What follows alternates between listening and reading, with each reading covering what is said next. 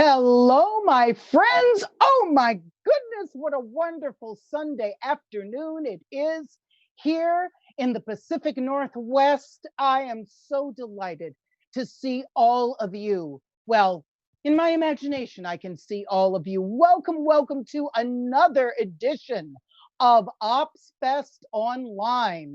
Yes, we are doing our social distance in Shakespeare right here for you. We're so glad that you are here to visit with us. This is a monumental day that we are having here. This is the day that we are going to present All's Well That Ends Well just for you. I'm so delighted that we get to do this show. Now, there are a few of you out there who haven't been with Original Practice Shakespeare Festival before. We're also known as Ops Fest. Now, we have a lot of friends who have been with us through several shows already this season. Just for the folks who don't know, I'm Jen Lanier. I'm one of the artistic directors. Well, I'm the other artistic director, just to be, honest about it. And I'm certainly very, very happy to have you come play with us here as we create a little bit of Shakespeare together. Live theater in a time when we didn't know we could actually do live theater. Now, some of you don't know anything about Original Practice Shakespeare Festival, and that's okay. I'm going to let you know everything you need to know right here, right now. Now, what exactly is it that makes us different from some of the other Shakespeare companies that you may see about? Well, first of all, we're actually doing shows. That's our first thing. Yes, it is. The other piece about it is we do not rehearse. Right. Well, we don't rehearse together because Shakespeare's people in Shakespeare's time did not rehearse shows. Why didn't they rehearse shows, you ask? Well, because it hadn't been invented yet. That's right. These folks came in and they did shows without rehearsing. Now, the reason they could do that is because of some fabulous things that Shakespeare wrote in the text of the scripts that made it possible for actors to essentially direct ourselves. And we've been learning a lot about that. Now, what is it that was with these actors? I mean, my gosh, they did 5, 6 shows a week. They did 25 or more shows in a month. How in the world could they keep up with that kind of scheduling? Well, let me tell you, we're very curious about that when we first started this company, and we did some research that really meant we looked at academics who had already done some research, some fabulous scholars who had been working on this, and we found out that the actors in Shakespeare's company and companies like it used scrolls. Well, ours are a little different from theirs, but they're also incredibly similar. See, what we have on these scrolls are our lines, and then we also have 4 syllables or so that's said right before our lines so we know when to come in. And that's the way that we're able to do so many shows at once, because I don't know about y'all, but I cannot keep 21 shows in my head. And that's how many we're going to do in this Will Fest time that we are engaged in. Over a period of the next several weekends, we will be presenting 21 different Shakespeare plays. And the way that we're able to do this is by using these scrolls and some memorization, of course, because there are just times where you need to do that. Now, this was a lot like, I guess it was sort of like they were the Netflix of their time, weren't they? Yeah, yeah. So a lot of content was necessary to keep people entertained. So they had to keep those shows moving, and the companies had to work so fast so the scrolls really make it possible to do that kind of work. Now, our actors are only allowed to see their cues. They're just allowed to see their own lines and their cue lines. They don't actually read the full play. So the fact of the matter is, this incarnation of All's Well That Ends Well has never, ever happened before. So what you see today is going to surprise us just about as much as it surprises you. We're very excited to work this way. It's a really present tense way to go. Now, obviously, we practice our skills. We work on our text. We do a lot of analysis. We break things down. We costume ourselves, as a matter of fact, just like Shakespeare's folks do. But like I said, we can rehearse our skills, but just like ball players, you can't exactly rehearse the game, can you? You can just go out and play it. So that's what we're doing today, folks. We're just going to go out there and play the show just for you. Now, unlike other theaters, we encourage you to respond to what you see. Now, when we're out in the parks where we normally do our shows, outside in the beautiful parks of Portland, Oregon, we encourage our audience to cheer when they see something exciting, to boo when a villain does something dastardly, or to, oh, when lovers come together. Now, we can't exactly do that in our online world here, but what we have are comments. That's right, folks, we have a comment section. Now, we are broadcasting today both on Facebook and on YouTube, and we have some fabulous company members who are going to be keeping up with those comments for you. We have Sarah, who's going to be keeping up with the Facebook, with the Facebook commentary, and Isaac is going to be looking in on the YouTubers and keeping up with the commentary there. So we encourage you to come in and say whatever you need us to hear in the course of the play. Now, our shows are always admission free. Obviously, here they are. You just clicked in and here we are. But because the fact is that Shakespeare ought to be accessible to absolutely everybody. That's how I feel. That's how our company feels. And we do our best to do that for you. Now, we are professionals, and so we are people who actually rely on being paid for the work we do. And right now, when it's a time when theater folks all over this country are absolutely unemployed, we are so excited that we get to do work for you. So if you care to, we'll talk a little bit about how you can donate. But one of the ways that we're able to keep going, some of the people who make it possible for us to keep going are our fabulous season sponsor, Ronnie LaCroute. If I could give that woman a hug every single day, I would. She definitely keeps Portland theater pumping. We also thank the Starseed Foundation, the Regional Arts and Culture Council, Advanced Gender Equity in the Arts, also known as the Age Group, Kinsman Foundation, and of course, all of the fabulous audience members who put those ducats in the buckets at the end of the show. Now, that's another thing that we have to do a little differently here. We can't exactly pass the bucket around like we do in the park. So if you are so moved, we would love it if you donate to us. And there are a couple of ways you can do that. If you want to text Ops Fest Online to 44321, you can donate that way. Also, if you look at the top of your screen there's a little spot there where you can click and donate. If you know, just it's a it's up.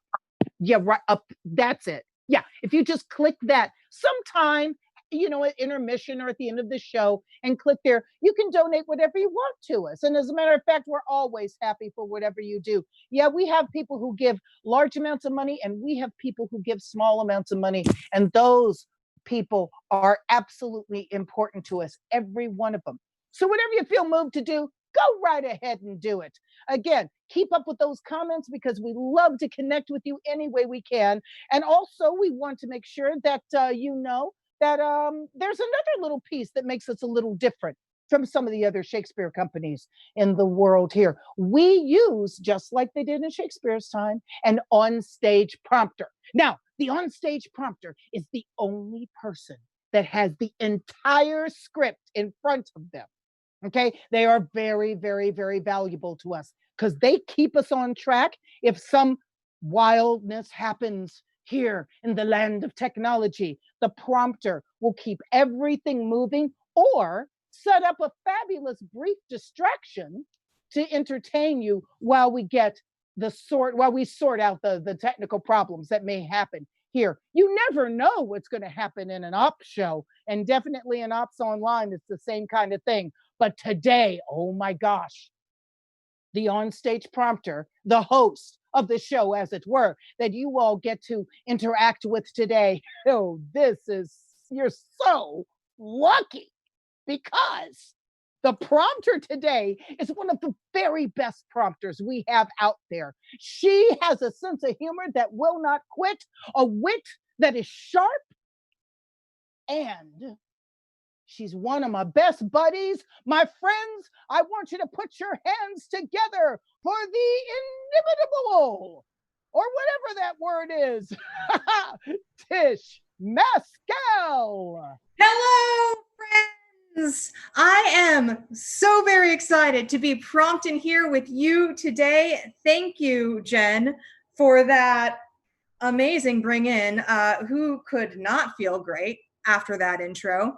So, as Jen was saying, we're a little bit theater and a little bit sports event, which, let's be honest, unless you've been keeping up with UFC Fight Island or, maybe a little bit of that MGM boxing bubble, we're probably one of the sole chances this summer to really do some great team cheering. And I would like to practice that right now. Never you mind that the audience isn't all together in the park. Just think of it as your chance to get back at your neighbors for those really loud fireworks last night. It's also a great chance to warm up your commenting fingers. Bonus if you can do both at the same time, yell and hit the like button. So, if you are watching from your kitchen or your bedroom or your backyard, on 3, everyone watching from your kitchen, your bedroom, or your backyard, go ahead and give me a big cheer. 1, 2, 3. Woo! Yeah! I definitely heard that over here. All right. And now if you are watching from your living room, I don't know, your garage, maybe you got a workshop back there, or maybe you got a really, fantastic bubble bath situation set up. If you are watching from your living room, your bathroom, let's say your home office or your garage, if I could get on 3, a boo, because there is some shady stuff that goes down in the show sometimes. On 3, 1, 2, 3. Boo. All right, now if I could have my cheering section again. 1, 2, 3. Woo! And one more with my booing section. 1, 2, 3. Boo. Excellent. Be sure you warmed up on your likes and your dislikes and your comments and all that too right there. You don't want to, strain anything. All right, now a little bit of business here, something that you may see happen, particularly because we are in this Zoom age of le théâtre, if you will, is that if somebody is having technical difficulties or for whatever reason cannot make it on screen right at that moment, you may see me step in for them for the time being and then step right back on out once they pop in. Do not be alarmed. I'll also stop, if there appears to be any, bears running across the screen like last week or anything like that, just to give everybody a chance to get back on the same page together. All right, friends, I think that covers about everything that we needed to intro. So without further ado, Act 1, Scene 1, all's well that ends well. In delivering my son from me, I bury a second husband. And I in going, madam, weep o'er my father's death anew, but I must attend his majesty's command. You shall find of the king a father. What hope is there of his majesty's amendment? No, he hath abandoned his physicians, madam, under whose practices he hath persecuted time with hope, and finds no other advantage in the process, but only the loosing of hope by time. This young gentlewoman had a father. Oh, that had. How sad a passage is, whose skill was almost as great as his honesty. Had it stretched so far, would have made nature immortal, and death should have play for lack of work. Would for the king's sake he were living, I think it would be the death of the king's disease. Now, how called you the man you speak of, madam? Oh, he was famous, sir, in his profession, and it was his great right to be so. Gerard de Narbonne. Oh, he was excellent. excellent indeed, madam. The king very lately spoke of him admiringly and mourningly. He was skillful enough to have lived still, if knowledge could be set against mortality. Was this gentlewoman the daughter of Gerard de Narbonne? His sole child, my lord, and bequeathed to my overlooking. I have those hopes of her good that her education promises her depositories she inherits, which makes fair gifts fairer. Your commendations, madam, get from her tears. 'Tis the best Brighton can season her praise in. The remembrance of her father never approaches her heart, but the tyranny of her sorrows takes all livelihood from her cheek. No more of this, Helena. Go to. No more.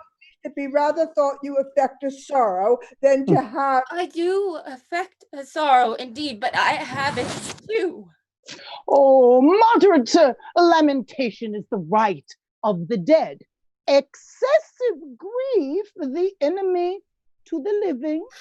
If the living be enemy to the grief, the excess makes it soon mortal. Madam, I desire your holy wishes. How understand we that? Be that blessed Bertram, and succeed thy father in manners as in shape, thy blood and virtue contend for empire in thee, and thy goodness share with thy birthright. Love all, trust a few, do wrong to none. Be able for thine enemies rather in power than use, and keep thy friend under thy own life's key. Be checked for silence, but never taxed for speech. Oh, farewell, my lord. 'Tis an unseasoned courtier.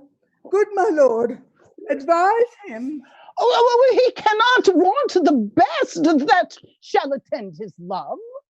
Oh, heaven bless him. Farewell, Bertram. The best wishes that can be forged in your thoughts be servant to you. Be comfortable to my mother, your mistress, and make much of her. Farewell, pretty lady. You must hold the credit of your father. Oh, were that all? I think not on my father, and these great tears grace his remembrance more than those I shed for him. What was he like? I have forgot him. My imagination carries no favor in it, but Bertram's. I am undone. There is no living, none. If Bertram be away, 'twere all one that I should love a bright, particular star and think to wed it. He is so above me. But now he's gone, and my idolatrous fancy must sanctify his relics. Helena, I just want to talk just a little bit about this. So Yeah. when did you first realize that you liked Bertram? Are you around each other a lot? Was this sort of a slow burn, or? Well, my father was over with the Countess a lot. She ails a lot. So bringing his remedies and stuff. So I would come and watch him work. But then I saw Bertram and would get so distracted. he's so smart. And he actually looks you in the eyes. And it's like no one else is there. It's just you and him. And So you kind of just always known, it sounds like, since you started seeing him, huh? I guess it's so love at first sight is the thing, I suppose. Well, let's see where this goes. Who comes here? Fine. I love him for his sake. I love him for his sake, and yet I know him a notorious liar, think him a great way fool, solely a coward. Yet these fixed evils sit so fit in him that they take place when virtue's steely bones looks cold in the wind. But while full oft we see cold wisdom waiting on superfluous folly. Save you, fair queen? And you, monarch. No. And no. Are you meditating on virginity? You have some stain, a soldier in you. Let me ask you a question. Man is enemy to virginity. How may we barricado it against him? Keep him out. But he assails, and our virginity, though valiant in the defense, yet is weak. Unfold to us some warlike resistance. Oof, there is none. Men setting down before you will undermine you and blow you up. Oh, bless our poor virginities from underminers and blowers up. Is there no military policy how virgins might blow up men? Oh, virginity being blown down, man will quicklier be blown up. Marry, in blowing him down again with the breach yourselves made, you lose your city. Virginity, being once lost, may be 10 times found. By being ever kept, 'tis ever lost. 'Tis too cold a companion. Away with't. I will stand for it a little, though therefore I die a virgin. There is little can be said in it. 'Tis against the rule of nature. To speak on the part of virginity is to accuse your mothers, which is the most infallible disobedience. Virginity breeds mites, Oh, like a cheese. Besides, virginity is peevish, proud, idle, made of self-love, which is the most inhibited sin in the canon. Out with it. What, 10 year? It will make itself too, which is goodly increase in the principle itself, not much the worse. Away with. How might one do, sir, to lose it to her own liking? Let me see. Marry to like him that ne'er it likes. 'Tis a commodity will lose the gloss with lying. The longer kept, the less worth. Oft with it, while 'tis venerable, your virginity, your old virginity, is like one of our French withered pears. It looks ill, it eats dryly. Marry, 'tis a withered pear. It was formerly better, marry, yet 'tis a withered pear. Will you anything with it? Not my virginity, yet. There shall your master have 1,000 loves. Monsieur Parolles, my lord calls for you. Little Helen, farewell. If I can, I'll remember thee at court. Oh, Monsieur Parolles, you were born under a terrible star. Under Mars, I especially think under Mars. Why under Mars? The wars have so kept you under that you needs be born under it. Well, when he was predominant. When he was retrograde, I think, rather. Why think you so?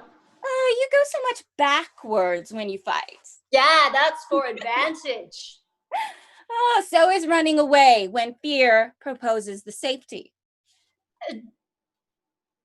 I am so full of business, I cannot answer thee acutely. No. When thou hast leisure, say thy prayers.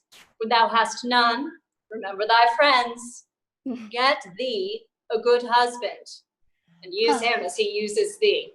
So farewell.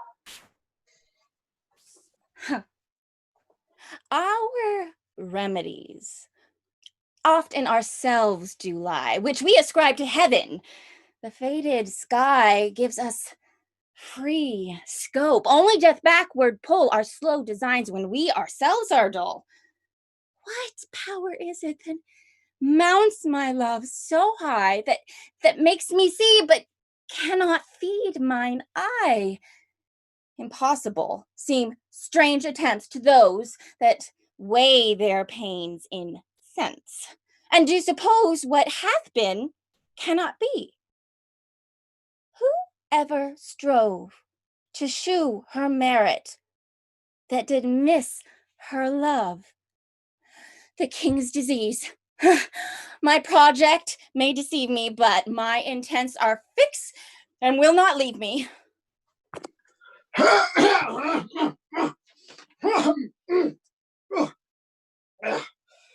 The Florentines and Senois are by the ears, have fought with equal fortune, and continue a braving war.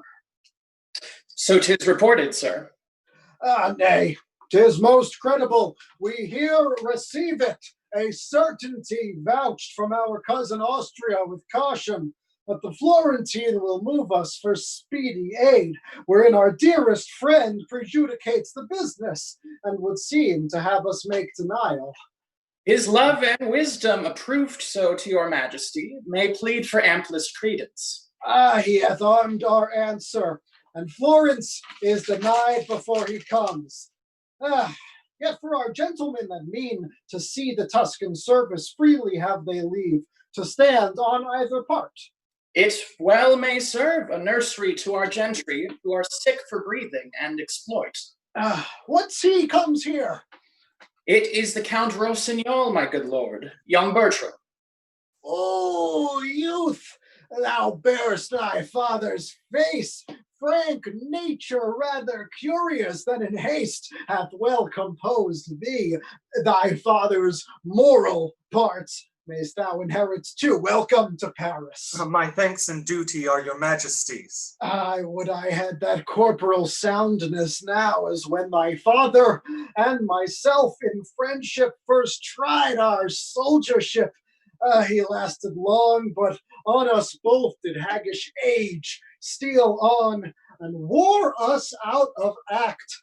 It much repairs me to talk of your good father. In his youth he had the wit, which I can well observe today in our young lords, but they may jest till their own scorn return to them unnoted, ere they can hide their levity in honor. In their poor praise he humbled, such a man might be a copy to these younger times, which followed well, would demonstrate them now but goers backward. His good remembrance, sir, lies richer in your thoughts than on his tomb. Would I were with him, he would always say, oh, methinks I hear him now, let me not live after my flame lacks oil to be the snuff of younger spirits, whose apprehensive senses all but new things disdain, whose judgments are mere fathers of their garments, whose constancies expire before their fashions. Oh, this he wished. I after him, do after him, wish too. Since I nor wax nor honey can bring home, I quickly were dissolved from my hive to give some laborers room. Your loved, sir, they that least lend it you shall lack you first. I fill a place, I know it. How long is't, Count, since the physician at your father's died? He was much famed. Some 6 months since, my lord. Oh, if he were living, I would try him yet. Lend. King, Hey, yeah. King, I am so sorry you're feeling so ill. That's a Thank you. very lovely hot water bottle you have there. I'm just curious, what have you tried? You mentioned that you would try the physician's powers if he were still with us, but what have you tried to heal yourself? Well, you see, I've got my hot water bottle. I've got several layers of thermal garments. I take my pills every day. One of my fellows, he brings me these Pirin tablets. They're supposed to be a new form of a remedy from the New World. And then, let's see. Well, I tried something called a fecal transplant, but I won't bore you with the details about that. Wow, that is a lot of things. And Actually, I think you probably would be really interested. So You know- let me tell you. yeah, look, yeah. No time, no time. Okay, okay. No, All right, let's get back on. Well, we can touch base offline. Fecal Yeah. transplants, yes, all right. Mhm. You know, if he were living king, I would try him yet. Ah, if he were living, I would try him yet. Oh, lend me an arm. The rest have worn me out with several applications. Welcome, Count. My son's no dearer. Thank your majesty. Ugh. What does this knave here? Get you gone, sirrah. Oh, the complaints I have heard of you, I do not at all believe. 'Tis my slowness that I do not. For I know you lack not folly to commit them, and have ability enough to make such knavery yours. 'Tis not unknown to you, madam. I am a poor fellow. Well, sir? No, madam, 'tis not so well that I am poor, though many of the rich are damned. But if I may have your ladyship's goodwill to go to the world, Isbel, the woman, and me will do as we may. Wilt thou needs be a bigger? I do beg your goodwill in this case. In what case? In Isbel's case and mine own, I think I shall never have the blessing of God till I have issue on my body. Tell me thy reason why thou wilt marry. My poor body, madam, requires it. I am driven on by the flesh, and he must needs go that the devil drives. Is this all your worship's reason? Faith, madam, I have other holy reasons, such as they are. May the world know them. I have been, madam, a wicked creature, as you and all flesh and blood are, and indeed I do marry that I may repent. Thy marriage sooner than thy wickedness. I am out of friends, madam, and I hope to have friends for my wife's sake. Such friends are thine enemies, knave. Ye are shallow, madam, and great friends, for the knaves come to do that for me, which I am aweary of. He that heirs my land spares my team. If I be his cuckold, he's my drudge. He that comforts my wife is the cherisher of my flesh and blood. He that cherishes my flesh and blood loves my flesh and blood, and he that loves my flesh and blood is my friend. Ergo, he that kisses my wife is my friend. If men could be contented to be what they are, there would be no fear in marriage. Wilt thou ever be a foul-mouthed and calumnious knave? A prophet, I, madam, and I speak the truth. Your next way, your marriage comes by destiny. Your cacao sings by kind. Oh, get you gone, sir. I'll talk with you more anon. May it please you, madam, that he bid Helen come to you. Of her I am here to speak. Oh, sirrah, tell my gentlewoman I would speak with her. Helen, I mean. Well, now. I know, madam, you love your gentlewoman entirely. Oh, faith I do. Her father bequeathed her to me, and she herself, without other advantage, may lawfully make title to as much love as she finds. There is more owing her than is paid, and more shall be paid her than she'll demand. Madam, I was very late more near her than I think she wished me. Alone she was, and did communicate to herself her own words to her own ears. She thought, I dare vow for her, they touched not any stranger sense. Her matter was, she loved your son. Fortune, she said, was no goddess that had put such difference betwixt their two estates. Love no god that would not extend his might only where qualities were level. This she delivered in the most bitter touch of sorrow that ere I heard virgin exclaim in, which I held my duty speedily to acquaint you withal. Sithence in the loss that may happen, it concerns you something to know it.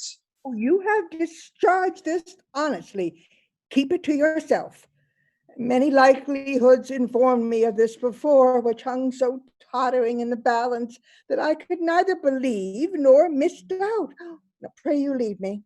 Stole this in your bosom, and I thank you for your honest care. I will speak with you further anon. Oh, even so it was with me when I was young. If ever we are nature's, these are ours. This thorn doth to our rose of youth rightly belong. Our blood to us, this to our blood is born.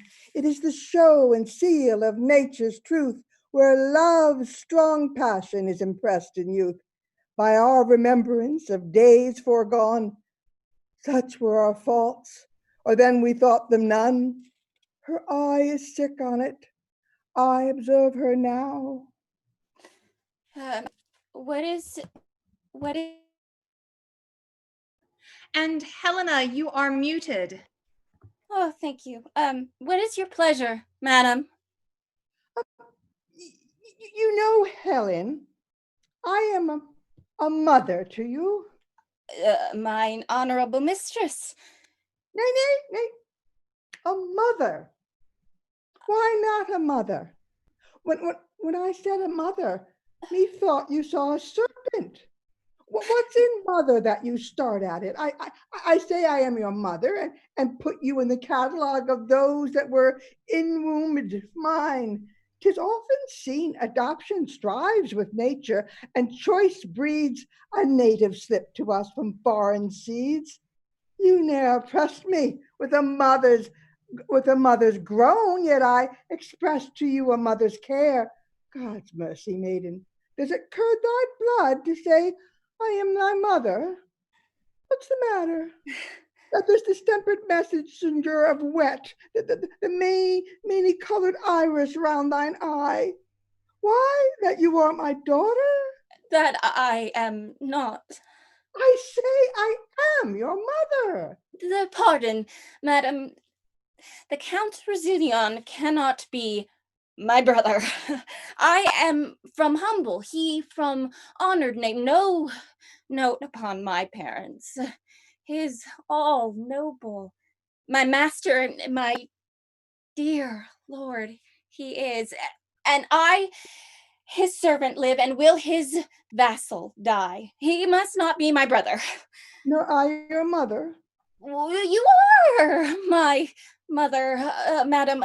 Would you were, so that my lord, your son, were not my brother. Indeed, my mother, or were you both our mothers? I care no more for than I do for heaven, though I were not his sister. Can't no other, but I, your daughter, he must be my brother. Yes, Helen, you might be my daughter-in-law. Oh, God shield you, mean it not.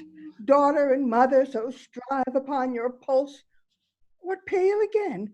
My fear hath catched your fondness.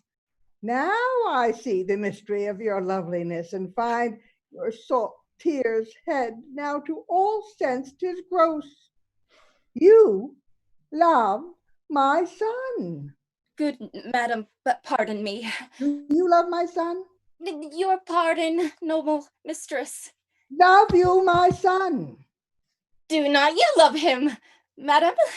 Oh, go not about. My love hath in it a bond whereof the world takes note. Come. Disclose the state of your affection, for your passions have to the full approached.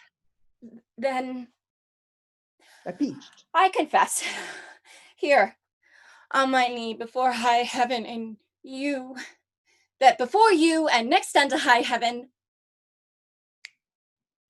I love your son. My friends were poor but honest, so is my love. Will it be not offended that he is loved of me, for it hurts not him that he is loved of me, but I follow him not by any token of presumptuous suit, nor would I have him till I do deserve him. Yet never know how that should be. I know I love in vain strive against hope. You not lately an intent, now speak truly, to go to Paris? Madam, I had. Wherefore, tell true. I will tell truth. By grace itself, I swear. You know, my father left me some prescriptions of rare and proved effects. Amongst the rest, there is a remedy, approved, set down to cure the desperate languishings whereof the king is rendered lost. This was your motive for Paris, was it? Speak! My lord, your son made me to think of it, else Paris and the medicine and the king had from the conversation of my thoughts haply been absent then. But think you, Helen, if you should tender your supposed aid, he would receive it. He and his physicians are of a mind. He that they cannot help him, they that they cannot help. How shall they credit a poor, unlearned virgin? There's something in it, more than my father's skill, and would your honor but give me leave to try success, I'll venture the well-lost life of mine against his grace's cure by such a day and hour. Dost thou believe? Aye, madam, knowingly. Why, Helen, thou shalt have my leave and love, means and attendance, and my loving greetings to those of mine in court. I'll stay at home and pray God's blessing into thy attempt. Be gone tomorrow, and be sure of this, what I can help thee to, thou shalt not miss. Oh. Farewell, young lords. These warlike principles do not throw from you. And you, my lords, farewell. Share the advice betwixt you. If both gain, all the guilt doth stretch itself, as 'tis received and is enough for both. 'Tis our hope, sir, after well-entered soldiers, to return and find your grace in health. No, cannot be. Farewell, young lords. Whether I live or die, be you the sons of worthy Frenchmen. Let find what you seek, that fame may cry you loud. Say farewell. Health at your bidding serve your majesty. These girls of Italy, take heed of them. They say our French lack language to deny if they demand. Beware of being captives before you serve. Our hearts receive your warnings. Farewell. Come hither to me. Oh, my sweet lord, you will stay behind us. Oh, 'tis not his fault, the spark. Oh, 'tis brave wars. Most admirable. I have seen those wars. I am commanded here and kept a coil with, too young in the next year, and 'tis too early. And thy mind, stand to it, boy. Steal away bravely. I shall stay here the forehorse to his smock, creaking my shoes on the plain masonry, till honor be bought up, and no sword worn, but one to dance with. By heaven, I'll steal away. There's honor in the theft. Commit it, Count. I am your accessory, and so farewell. I grow to you, and our parting is a tortured body. Farewell, Captain. Sweet Monsieur Parolles. Ah, noble heroes. My sword and yours are kin. Good sparks and lustrous, were good metals. You shall find in the regiment of the Spinge one Captain Spurio, his cicatrice with an emblem of war here on his sinister cheek. It was this very sword entrenched it. Say to him I live and observe his reports of me. So Parolles, Yeah. So what I'm hearing here is like, you're like the best soldier, huh? People fear me on like 3 different continents. Could you tell me just your best battle story? Oh, you have no idea. Okay, so I was on my horse, and then my horse ran away and may have bucked me off a little. We have a weird relationship. But then it was just me and my sword, and I faced, I kid you not, 50 men. Oh. Oh my, and you're here to tell about it. This is... I slaughtered them all and only had 2 scratches when I walked away. And people ask me, like, when I came back, they're like, why do you only have 2 scratches? I'm like, guys, I'm a good fighter. What do you expect? Clearly, thank you. This is extraordinary. Thank you.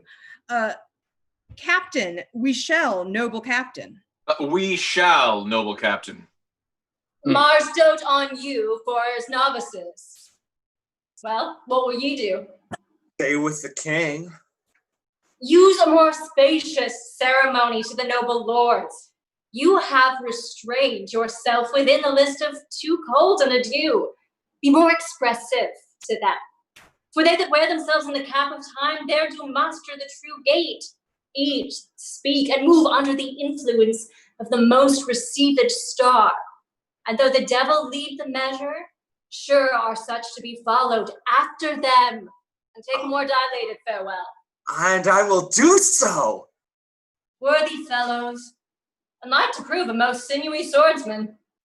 Yeah. Pardon, my lord, for me and for my tidings. I'll see thee to stand up. There here's man stands that has brought his pardon. I would you had kneeled, my lord, to ask me mercy, and that at my bidding you could so stand up. I would I had, so I had broke thy pate and asked thee mercy for it. Will you be cured of your infirmity? No. Oh, I have seen a medicine that is able to breathe life into a stone, quicken a rock, and make you dance not unlike those young people in Hamilton, with sprightly fire and motion, and write to her a love line. What her is this?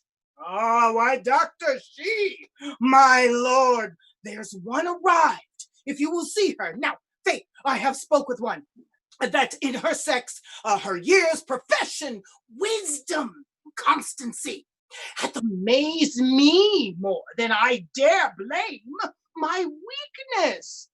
Will you see her?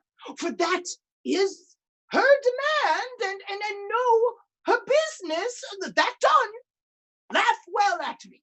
Now, good LeFou, bring in the admiration that we with thee may spend our wonder too, or take off thine by wondering how thou tookst it.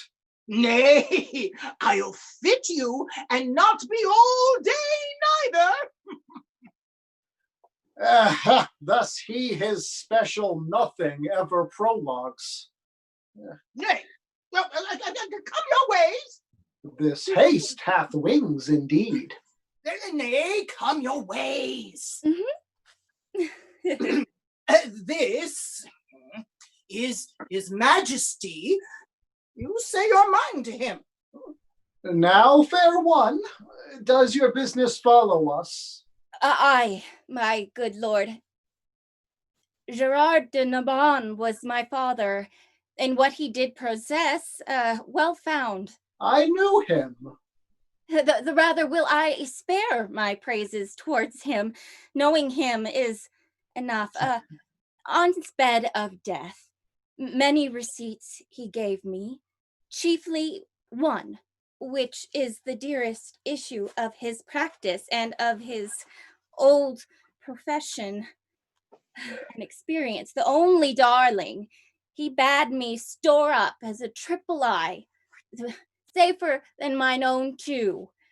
I have done so, and hearing your high majesty is touched with that malignant cause wherein the honor of my dear father's gift stands chief in power, I come to tender it, and my appliance. We thank you, humbleness. maiden, but may not be so credulous of cure when our most learned doctors leave us, and the congregated college have concluded that laboring art can never ransom nature from her inaidable estate. I say we must not so stain our judgment or corrupt our hope to prostitute our past, cure malady, our great self and our credit, to esteem us senseless help, when help past sense we seem.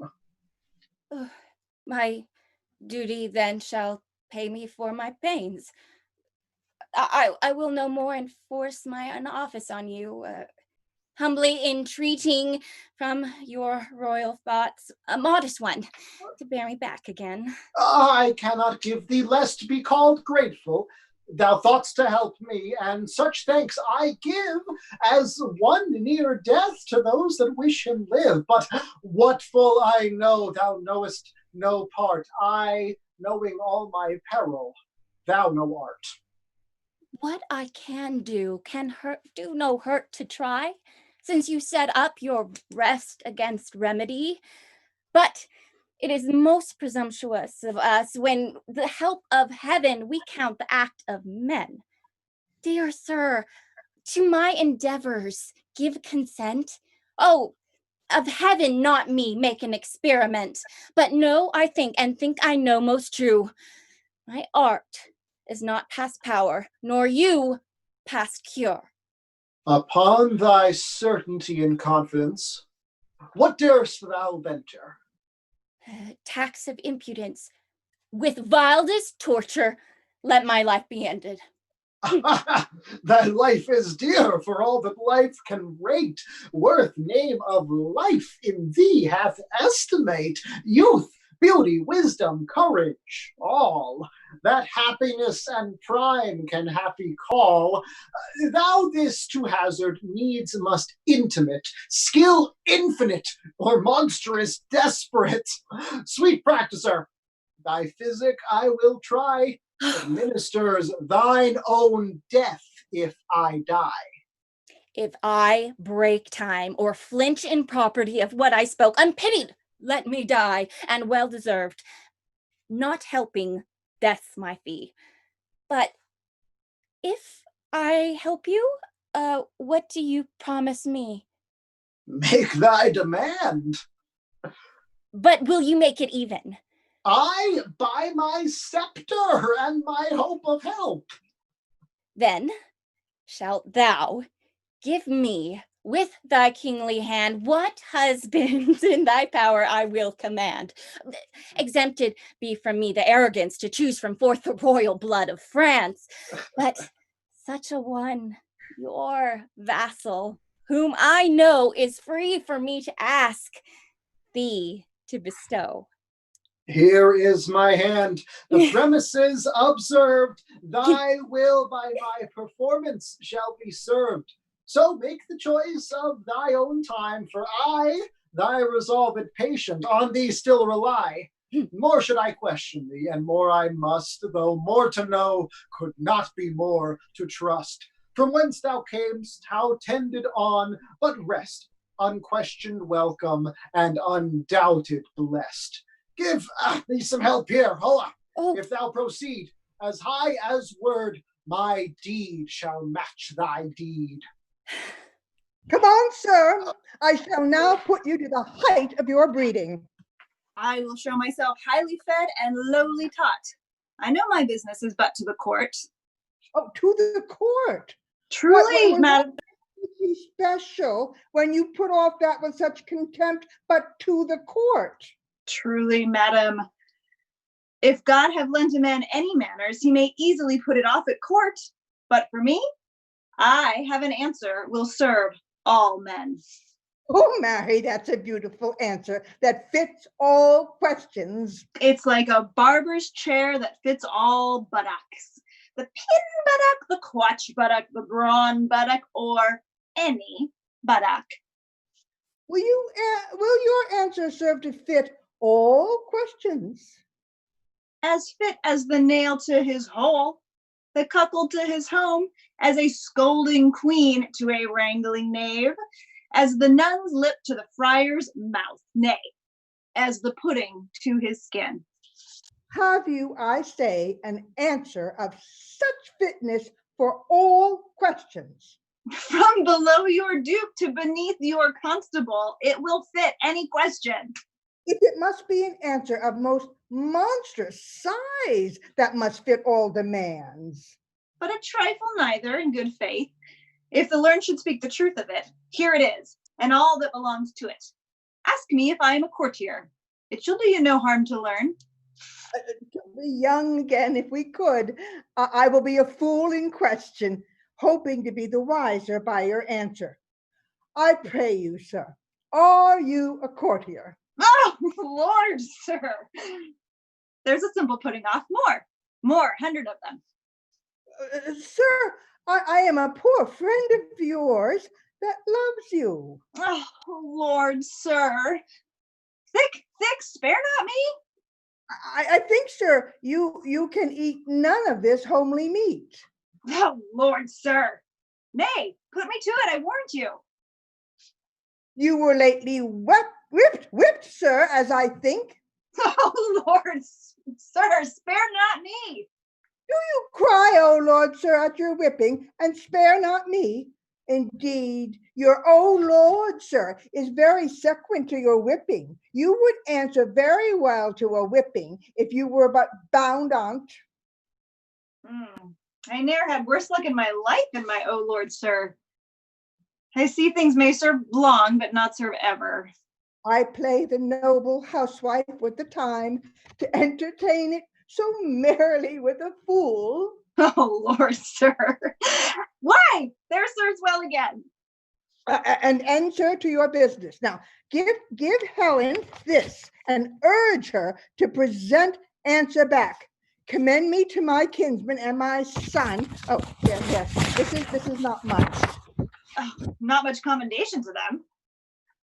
Not much employment for you. You understand me? Most fruitfully. I am there before my legs. Thank you. Again. They say miracles are past, LeFew. They say miracles are past, LeFew. Oh, they say miracles are past, and we have our philosophical persons to make modern and familiar supernatural causeless. Hence is it that we make trifles of errors, ensconcing ourselves into seeming knowledge when we should submit ourselves to an unknown fear.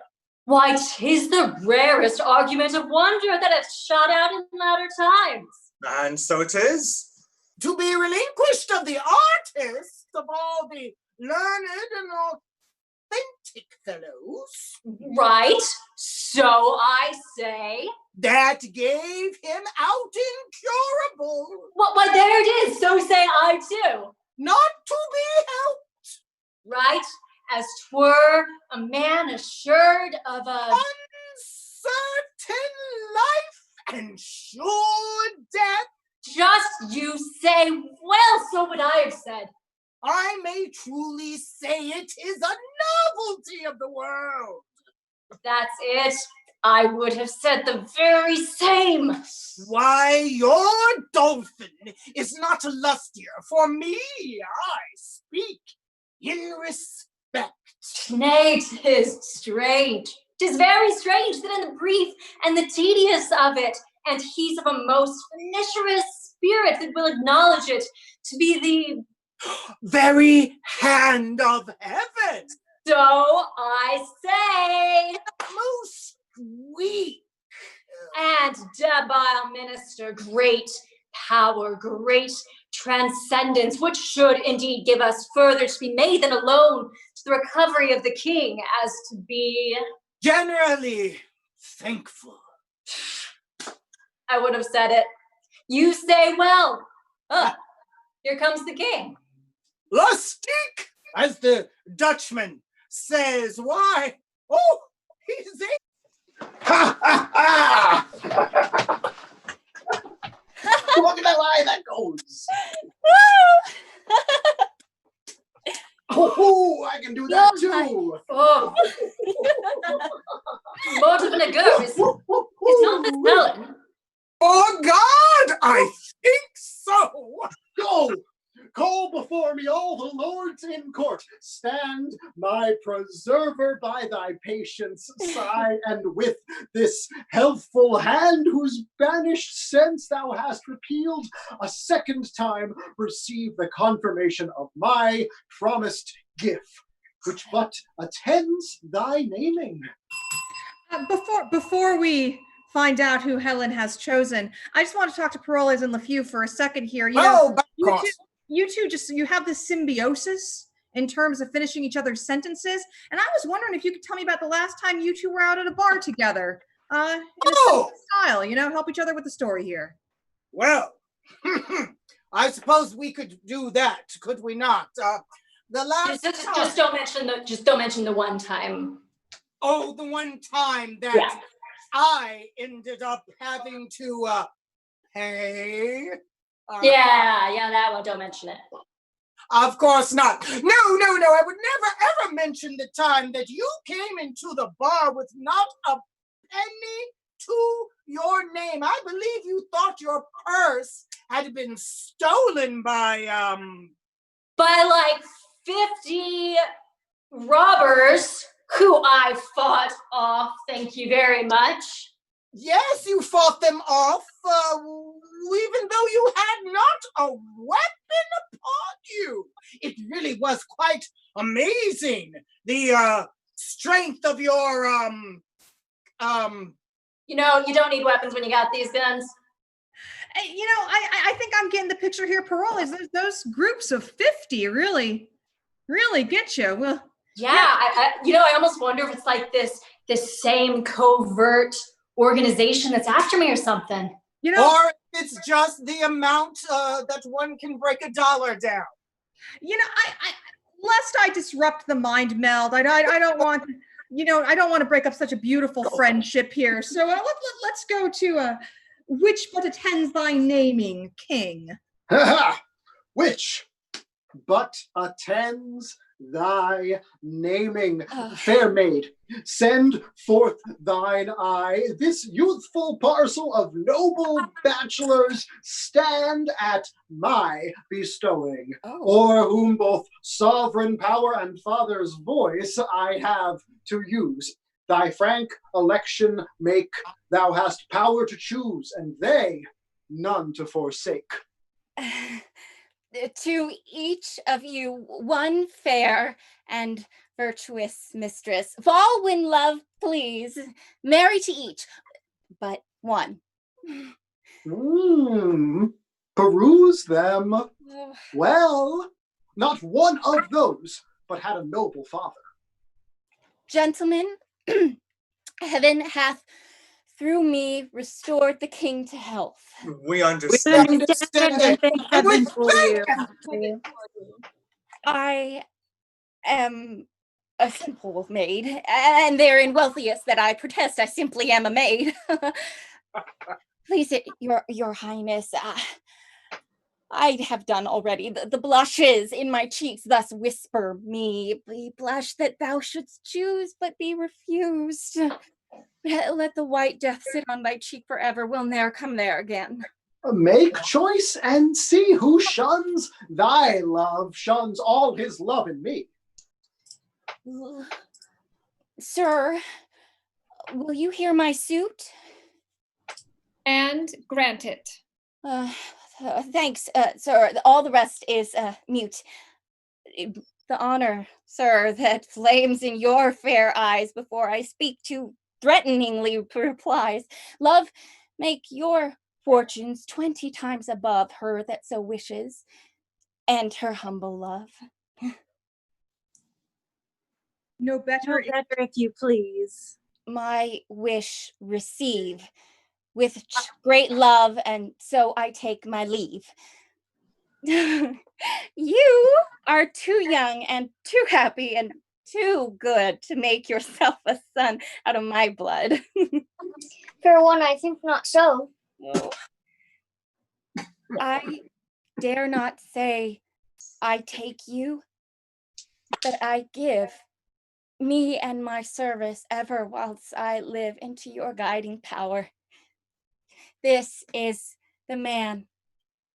Why then, young Bertram, take her, she's thy wife. My wife, my liege? I shall beseech your highness in such a business give me leave to use the help of mine own eyes. Knowest thou not, Bertram, what she has done for me? Yes, my good lord, but never hope to know why I should marry her. Thou knowest she has raised me from my sickly bed. But follows it, my lord, to bring me down must answer for your raising. I know her well. She had her breeding at my father's charge. A poor physician's daughter, my wife? Disdain rather corrupt me ever. 'Tis only title thou disdainst in her, the which I can build up. Strange is it that our bloods of color, weight, and heat, poured all together, would quite confound distinction, yet stands off in differences so mighty. If she be all that is virtuous, save what thou dislikest, a poor physician's daughter, thou dislikest of virtue for the name, but do not so, not by the title. She is young, wise, fair. In these to nature she is immediate heir, and these breed honor that is honors, scorn which challenges itself as honors born. If thou canst like this creature as a maid, I can the rest virtue, and she is her own dower, honor and wealth from me. I cannot love her, nor will strive to do it. Thou wrongest thyself if thou shouldst strive to choose. That you are well restored, my lord. I'm glad. Let the rest go. My honor's at the stake, which to defeat I must produce my power. Here, take her hand, proud scornful boy, unworthy this good gift, that dost in vile misprison shackle up my love and her desert. Thou canst not dream. It is in us to plant thine honor where we please to have it grow. Check thy contempt.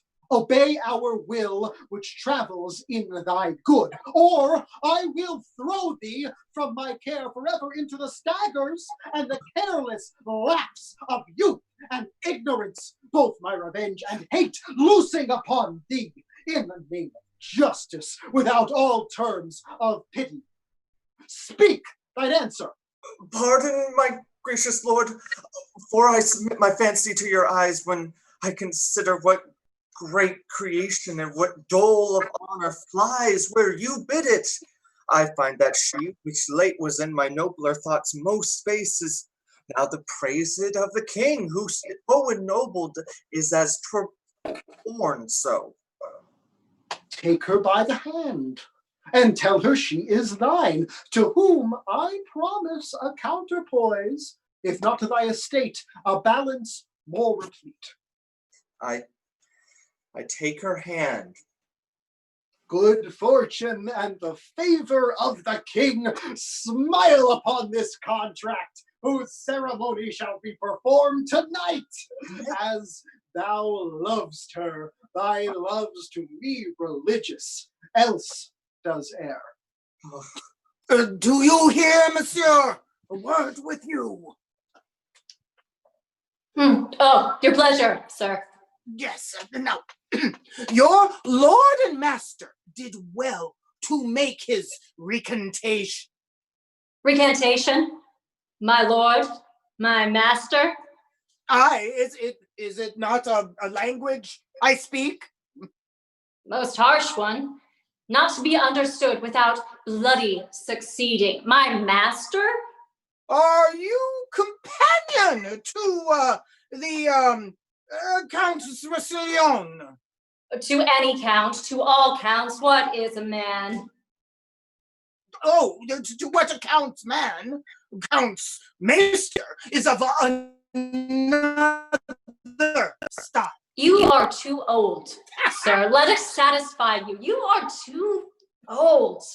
Oh, I must tell thee, Sarah, I right man, to which title age cannot bring thee. What I dare to well do, I dare not do. I did think thee for two ordinaries to be a pretty wise fellow. Thou didst make tolerable vent of thy travel. It might pass, yet the scarves and the bannerets about thee did manifoldly dissuade me from believing thee a vessel of too great a burden. I have now found thee. When I lose thee again, I cannot. Hadst thou not the privilege of antiquity upon thee? Oh, do not plunge thyself too far in anger, lest thou hasten thy trial, which if Lord have mercy on thee forehead. So my good widow of lettuce, fare thee well. Thy casement I need not open, for I look through thee. Give me thy hand. My lord, you give me most egregious indignity. Oh, with all my heart, and thou art worthy of it. I have not, my lord, deserved it. Oh, yes, good faith, every dram of it. And I will not bate thee a scruple. Well, I shall be wiser. Oh, even as so as thou canst. If ever thou beest bound in thy scarf and beaten, thou shalt find what it is to be proud of thy bondage. What is your problem with my scarf, dude? My lord, you do me most insupportable vexation. Oh, I would it were hell pains for thy sake, and my poor doing eternal, for doing I am past as I will by thee. In what motion age will give me leave?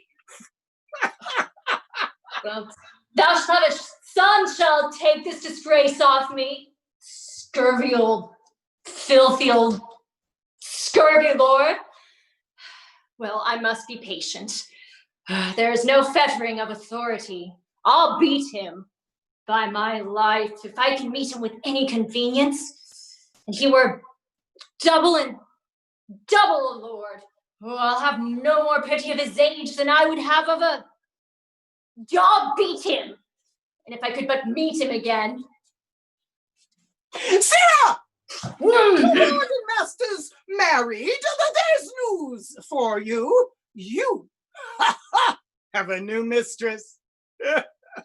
I most unfeignedly beseech your lordship to make some reservation of your wrongs. He is my good lord, whom I serve above is my master. Who, God? Aye, sir. Oh, the devil it is. That's thy master. Why doest thou garter up thy arms in this fashion? I mean, dost make holes of thy sleeves? Do other servants sew? They work best to set thy lower part where thy nose stands. Oh, by mine honor, if I were but 2 hours younger, I'd beat thee. Methinks thou art a general offense, and that every man should beat thee. I think thou wast created for men to breathe themselves upon thee. This is a hard and undeserved measure, my lord. Oh, go to. You were beaten in Italy for picking a kernel out of a pomegranate. You are a vagabond and no true traveler. You are more saucy with lords and honorable personages than the commission of your birth, and virtue gives you heraldry. You are not worth another word, else I'd call you knave. I leave you. Good, very good. It is so then, very good. Let it be concealed a while. Undone and forfeited to cares forever. Oh, what's the matter, sweetheart? Although before the solemn priest I have sworn I will not bet her. What? Ah, sweetheart! My parole is they have married me. I'll to the Tuscan wars and never bed her. France is a dog hole, and it no more merits the tread of a man's foot. To the wars. There's letters from my mother. What the import is, I know not yet. Aye, that would be known. To the wars, my boy, to the wars. He that wears his honor in a box unseen, that hugs his kicky-wicky here at home, spending his manly marrow in her arms, which should sustain the bound and height of curvet of Mars' fiery steed to other regions.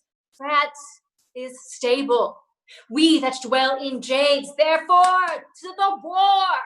It shall be so. I'll send her to my house, acquaint my mother with my hate of her, and wherefore I am fled.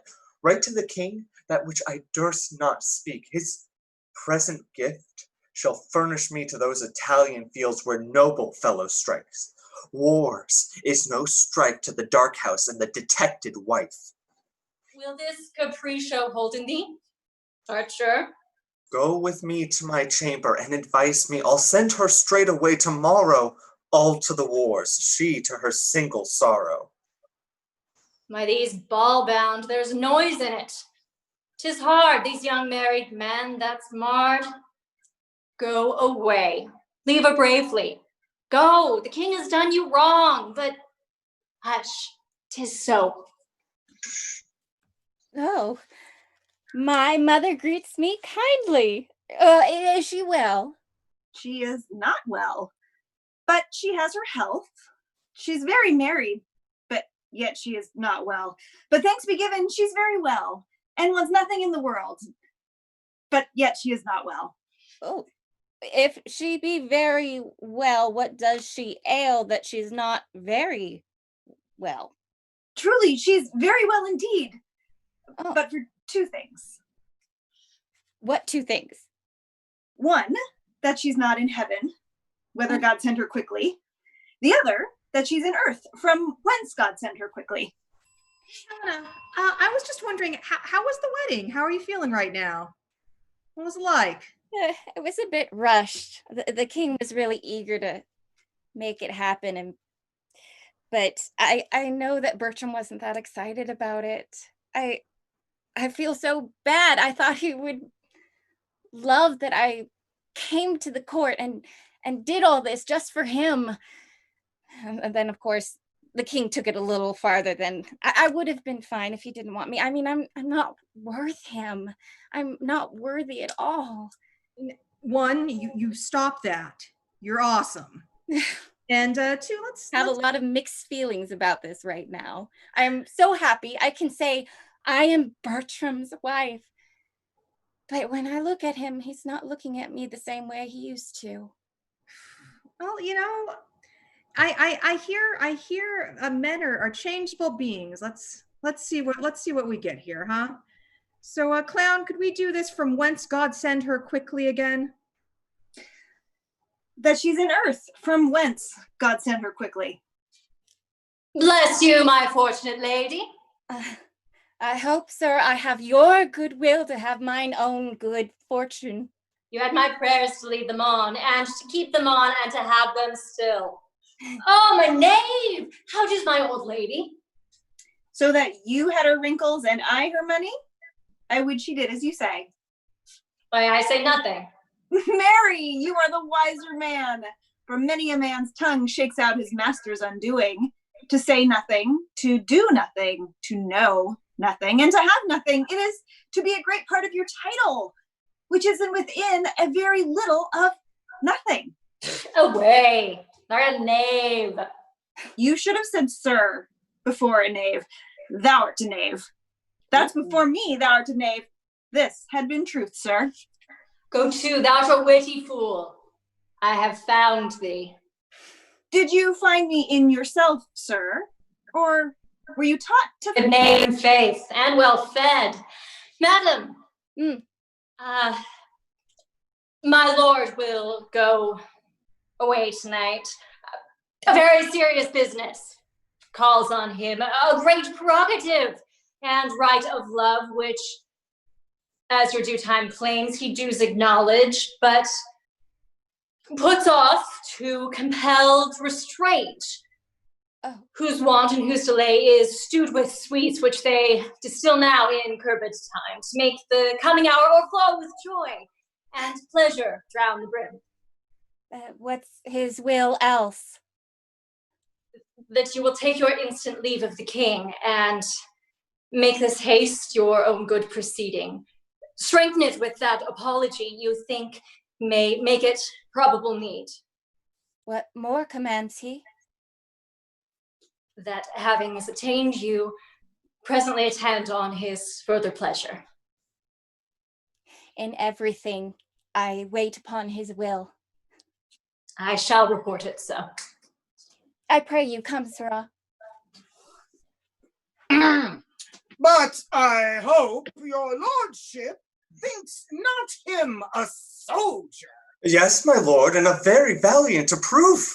You have it from his own deliverance. And by other warranted testimony. Oh, then my dial goes not true. I took his lark for a bunting. I do assure you, my lord, he is very great in knowledge and accordingly valiant. Oh, then I have sinned against his experience and transgress against his valor and my state. That way is dangerous, since I cannot yet find in my heart to repent. Oh, here he comes. I pray you, make us friends. I will pursue the amity. Okay. These things shall be done, sir. I pray you, sir.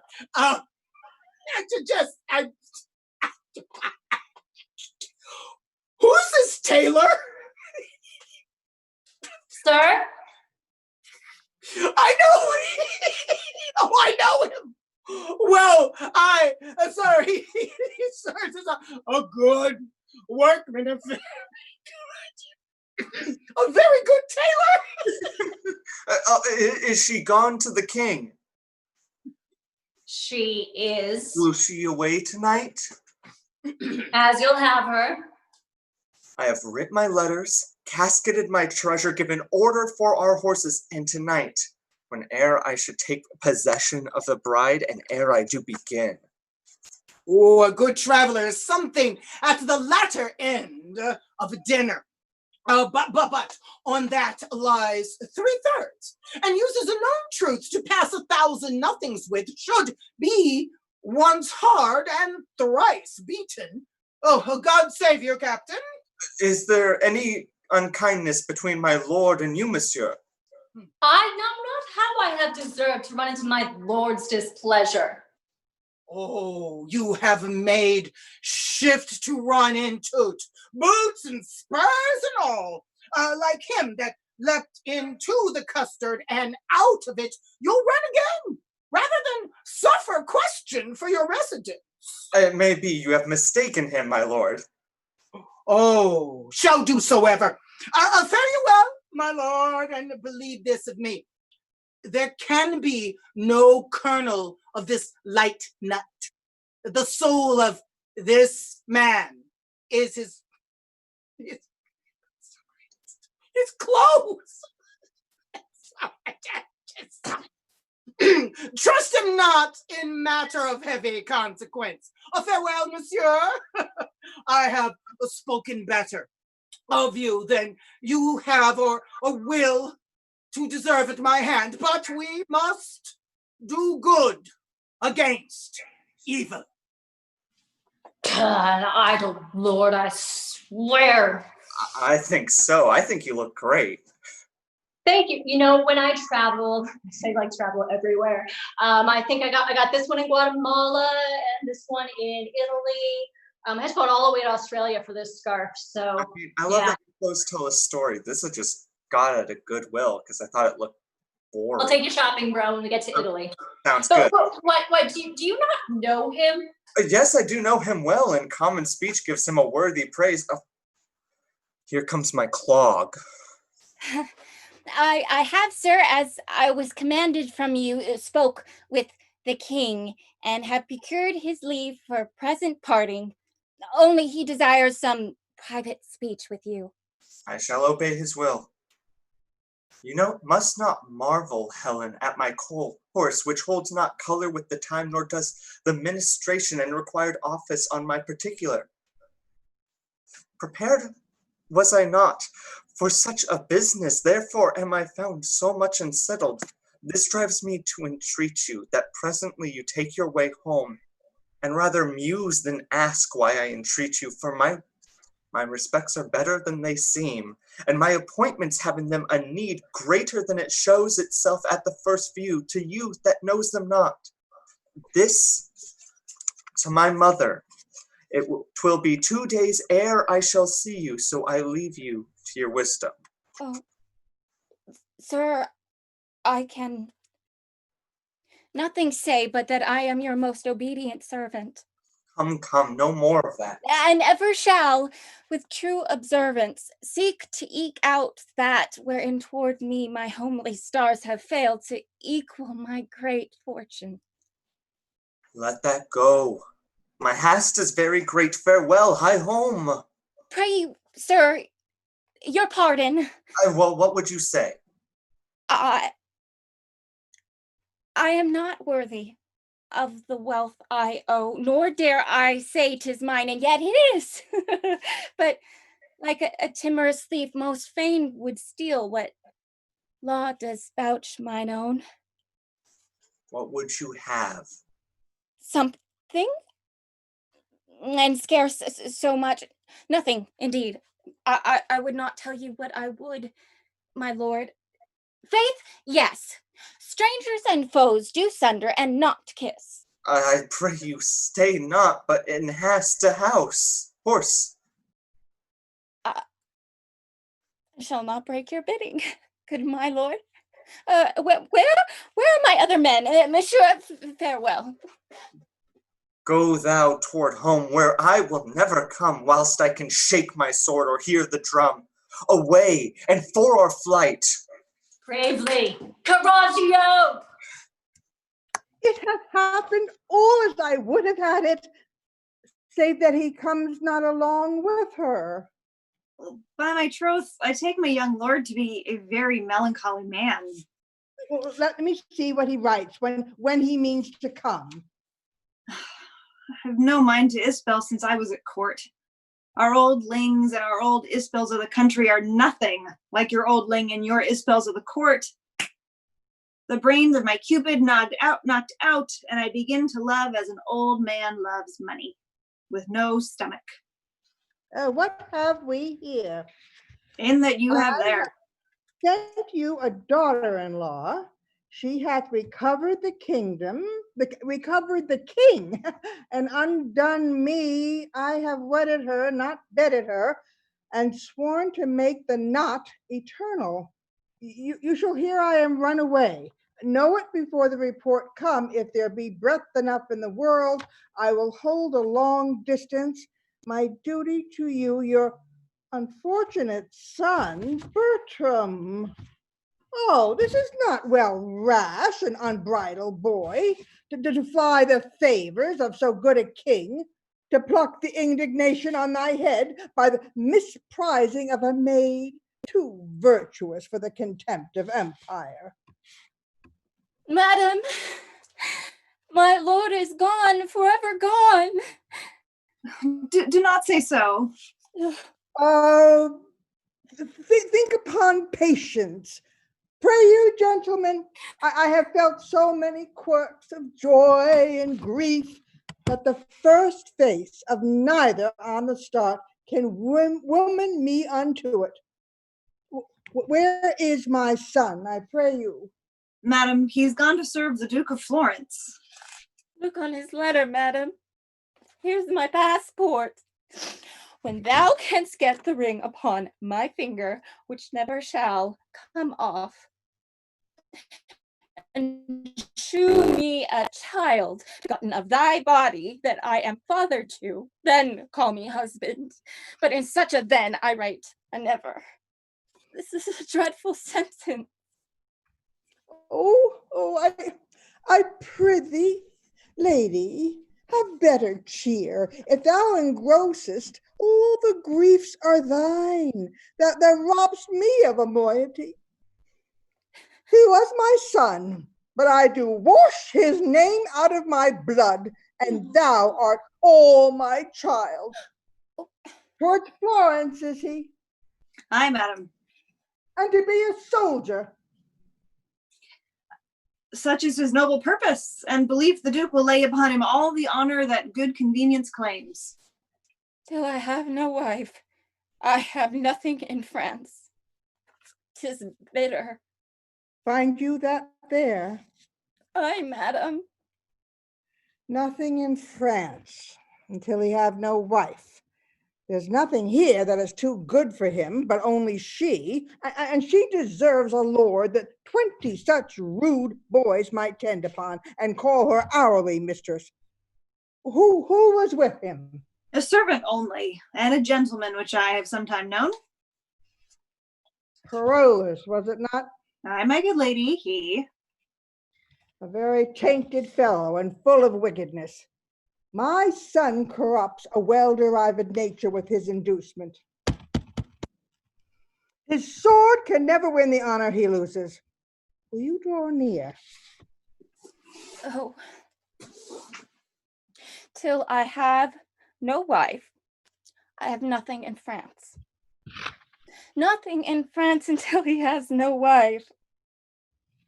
Thou shalt have none, Roussillon, none in France.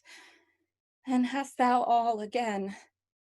Poor Lord, 'tis I that chase thee from thy country and expose those tender limbs of thine to the vent of the none-sparing war. Whoever shoots at him, I set him there. I am the caitiff that do hold him to it, and though I kill him not, I am the cause. No, come thou home, Roussillon. I will be gone. My being here it is that holds thee hence, that pitiful rumor may report my flight to consolate thine ear. Come night and day, for with the dark, poor thief, I'll steal away. Alas! And would you take the letter of her? Might you not know she would do, as she has done by sending me a letter? Read it again. I am Saint Jacques pilgrim, thither gone. Ambitious love hath so in me offended, that barefoot plod I the cold ground upon, with sainted vow my faults have to amended. Right that from the bloody course of war, my dearest master, your dear son, may hie. Bless him at home in peace, whilst I from far his name with zealous fever sanctify. His taken labors bid him me forgive. I, his despiteful Juno, set him forth from country friends with camping foes to live where death and danger dogs the heels of worth. He is too good and fair for death, and me, whom I myself embrace, to set him free. Oh, what sharp stings are in her mildest words. Rinaldo, you did never lack advice so much as letting her pass so. Had I spoke with her, I could have well diverted her intents, which thus she hath prevented. Pardon me, madam, if I had given you this at overnight, she might have been o'erta'en. What angel shall bless this unworthy husband? Write, Rinaldo, to this unworthy husband of his wife. When happily he shall hear that she is gone, he will return and hope that she, hearing so much, will speed her foot again. Oh, let hither my pure love, which of them both is dearest to me. I have no skill and sense to make distinction. Provide this messenger. My heart is heavy, and mine age is weak.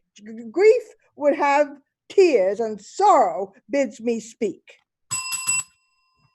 And that is halftime, friends. We will be back in 8 minutes. Go take a bathroom break. Bathrooms can be found in your very own home. And also go grab a snack, and we will see you back here in 8. Thank you, Tish. I appreciate that. Hey, everybody, it's me, Jenlyn, here again. I just wanted to pop in and say hey to everybody that I recognize out there. I am so delighted. Yes, I am magical, and I can actually tell who's been watching. Please take your break if you wish, because that's always important. Gosh, can we just talk a minute about this Parolus dude? I mean, do we think that Parolus really deserves all the insults that LeFew is giving him? I don't know. I mean, I'm curious about what you all might think about that, actually. And what's the deal with Bertram? Why is he so bent against Helen? I mean, she seems like a perfectly lovely woman who can cure a king. I mean, hello, healers are not exactly a dime a dozen during that time. I mean, you can use a little something. Though I have to say, I think Helen needs a support group. Do you know what I'm saying? I think she needs a little help with the self-esteem piece. I mean, oh my goodness. But she's a wonderful person. And I have a feeling things are going to work out for her. I don't know. I just have a feeling, given the name of the play. Now, I wanted to say hello to a few of my buddies out there. I wanted to tell David hi. I always love seeing you here, David. I really do appreciate. I mean, we could probably talk. I think the other artistic director and I might be able to talk about the possibility of a very special midnight show sometime. Probably not this season, though who knows? Anything is available to us these days, it seems. But I have a feeling we might be able to pull something off in the next season. Another grown-up show, not unlike the way we do our Midsummer. I wanted to say hi to Tori, Victoria. Hello. And I want you to know I have not forgotten about your sonnet. I've been a little, how shall I put it? I've been a little preoccupied lately with some other things, but I promise you that it is being worked on, and I will have it for you in a very, very short amount of time, because of course I appreciate all that you do for us, and I want to make sure that I give back something to you, Tori. So thank you so much for being here. And let's see who's other here. Oh, Melanie, who is our best booer of the day thus far. I don't know. I hope a few of you can push through, because Melanie's boo was very strong and clear, and I love that. I like people who know where they are and are decisive. Clark, hi, how's it going, man? Good to see you out there today. Brian B, always good to talk to you. Yes, I tell you, and of course, I have other friends who are watching as well. Tess is out there, my other friend Lauren, and some friends who don't show themselves, but I know they're watching. I wanted to give a special shout out to Lynn and Stuart. I really appreciate your support and your love, and it's nice to see a little Shakespeare on a beautiful Sunday, isn't it, friends? Yes, it is. Yes, it is. Let's see. Who else was I going to give a shout? Oh, I also want to give a shout out to Joe. Hey, how's it going? Joe and Bill, I think, might be watching today. At least that was the word that I got. I know, Bill. I know Shakespeare, right? Am I right? It's interesting stuff. It really is cool. Mickey was talking about this. The president of our board was actually speaking about this today. And we are possibly the only company in Portland right now who is able to actually perform our season essentially the way that we planned it. I mean, we had some shows that people were that we booked for other folks that they were paying for separately, and of course those had to be canceled. But the season that we set out, our Will Fest season, we were able to actually do we're going to do our entire season, all 21 of Shakespeare's plays. that we presently have to do or planning on doing all 21 of those plays. I mean, we have a whole list there. If you go to our website, to opsfest.org, you can see the calendar with all the plays that we're going to do. Like, for instance, next weekend, we have a fabulous weekend for you. Thank you so much, Erin. Yes, we are going to be doing Much Ado About Nothing on Friday evening. Much Ado About Nothing, a lot of fun, friends. On Saturday, everybody's favorite villain, Richard III, is going to be performed. Yes, I'm so excited about playing Margaret. I really enjoy her. You all who are part of Ops know I don't play a lot of the women of Shakespeare, just because I have so much fun playing the men of Shakespeare. But Margaret is one that I enjoy sinking my teeth into. And then on Sunday, July 12th, we're going to be doing Taming of the Shrew. And I know for the last couple of years, I have been playing Petruchio, but it's time to let someone else have a little fun for a change. And so one of our fabulous artists is going to be playing Petruchio. Let's just see how that one turns out. It should be a lot of fun. I just want to tell you that they are an extraordinary actor who does extraordinary costuming. We can't wait to see what's going to happen. So like I said, next weekend, we're going to be doing on Friday, Much Ado About Nothing, on Saturday, Richard III, and on Sunday, Taming of the Shrew. Now, I know I only have about 1 more minute left, so I want to make sure that I remind you all, if you are so moved, if you will look up to the top part of your screen, that top part there, and you click, there is a click to donate place there. If you're not sure about that, but you've gotten into that text to donate that we do, if you dial 44321 and go to OpsFest online, then you'll be able to text to donate. Or if you're into kind of an old-fashioned check, you can always send that to our address that is listed on our website, opsfest.org. We are always happy to receive that. And I suppose one of the things that I really miss actually about being in the park is when the very, very young audience members come up and they give us the change that's in their pocket because they enjoyed the show that much. I really, really miss that part. But that's okay, folks. This one's on us for you young friends who are out there. Now, I believe that we are just about ready to go. I'm going to check really quick. And like I said, I think we have about a minute. So, my friends, I'm going to give the camera back to the fabulous prompter of the ages, Tish Masco.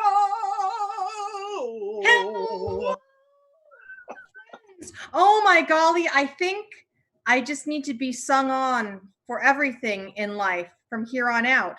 Jen has completely ruined me for anything less. Anyways, all right, friends. So we are back with you. Real quick, let's just stretch those fingers out again. Make sure that we don't strain anything. Get ready for our commenting. And if I could please have, let's warm up those voices again too.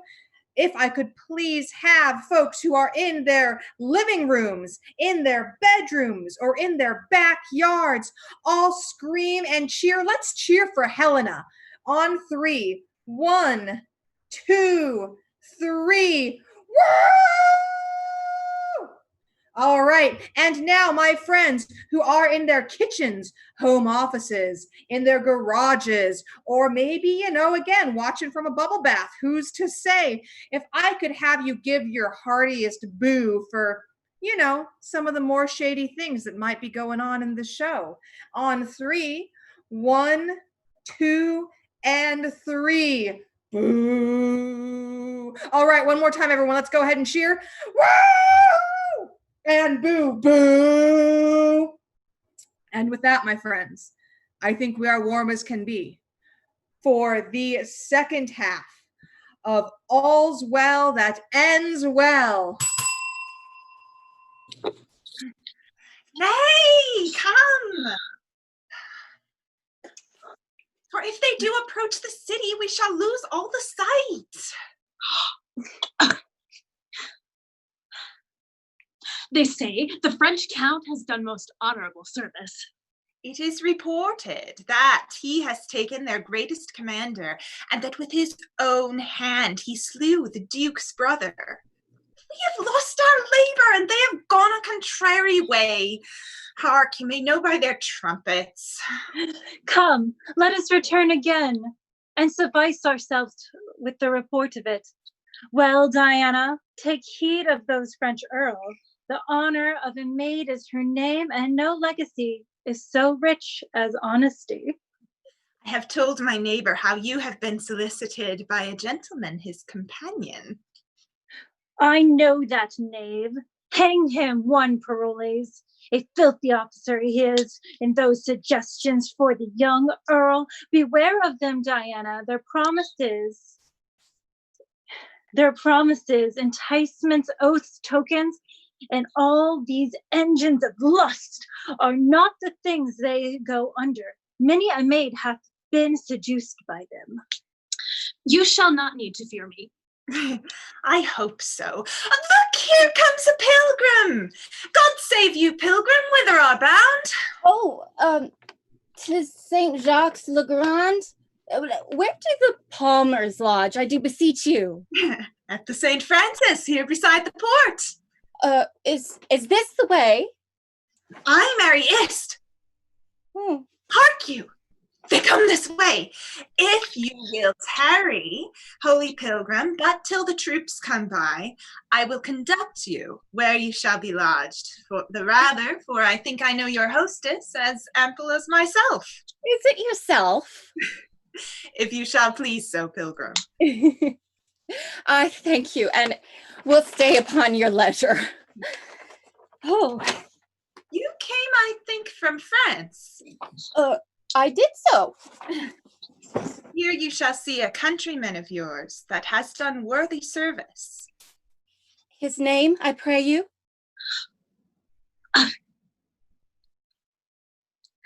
The Count Roussillon. Know you such a one? But by the ear that hears most nobly of him, his face I know not. Whatsoe'er he is bravely taken here.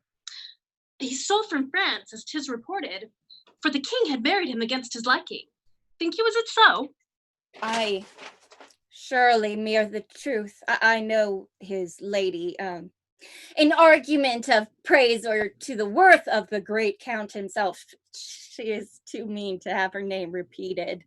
And all her deserving is a reserved honesty, and that I have not heard examined. Alas, poor lady, 'tis a hard bondage to become the wife of a detesting lord. Oh. I write, good creature, where'er she is. Her heart weighs sadly. This young one might do her a shrewd turn if they pleased. How do you mean? Maybe the amorous count solicits them in the unlawful purpose? He does indeed, and brokes with all that can in such a suit corrupt the tender honor of one chaste. But they are armed for him and keep their guard in honestest defense. The gods forbid else. So now they come. Oh, which is the Frenchman? He! That with the plume. 'Tis a most gallant fellow. I would he loved his wife. If he were honester, he were much goodlier. Oh, is not a handsome gentleman? I like him well.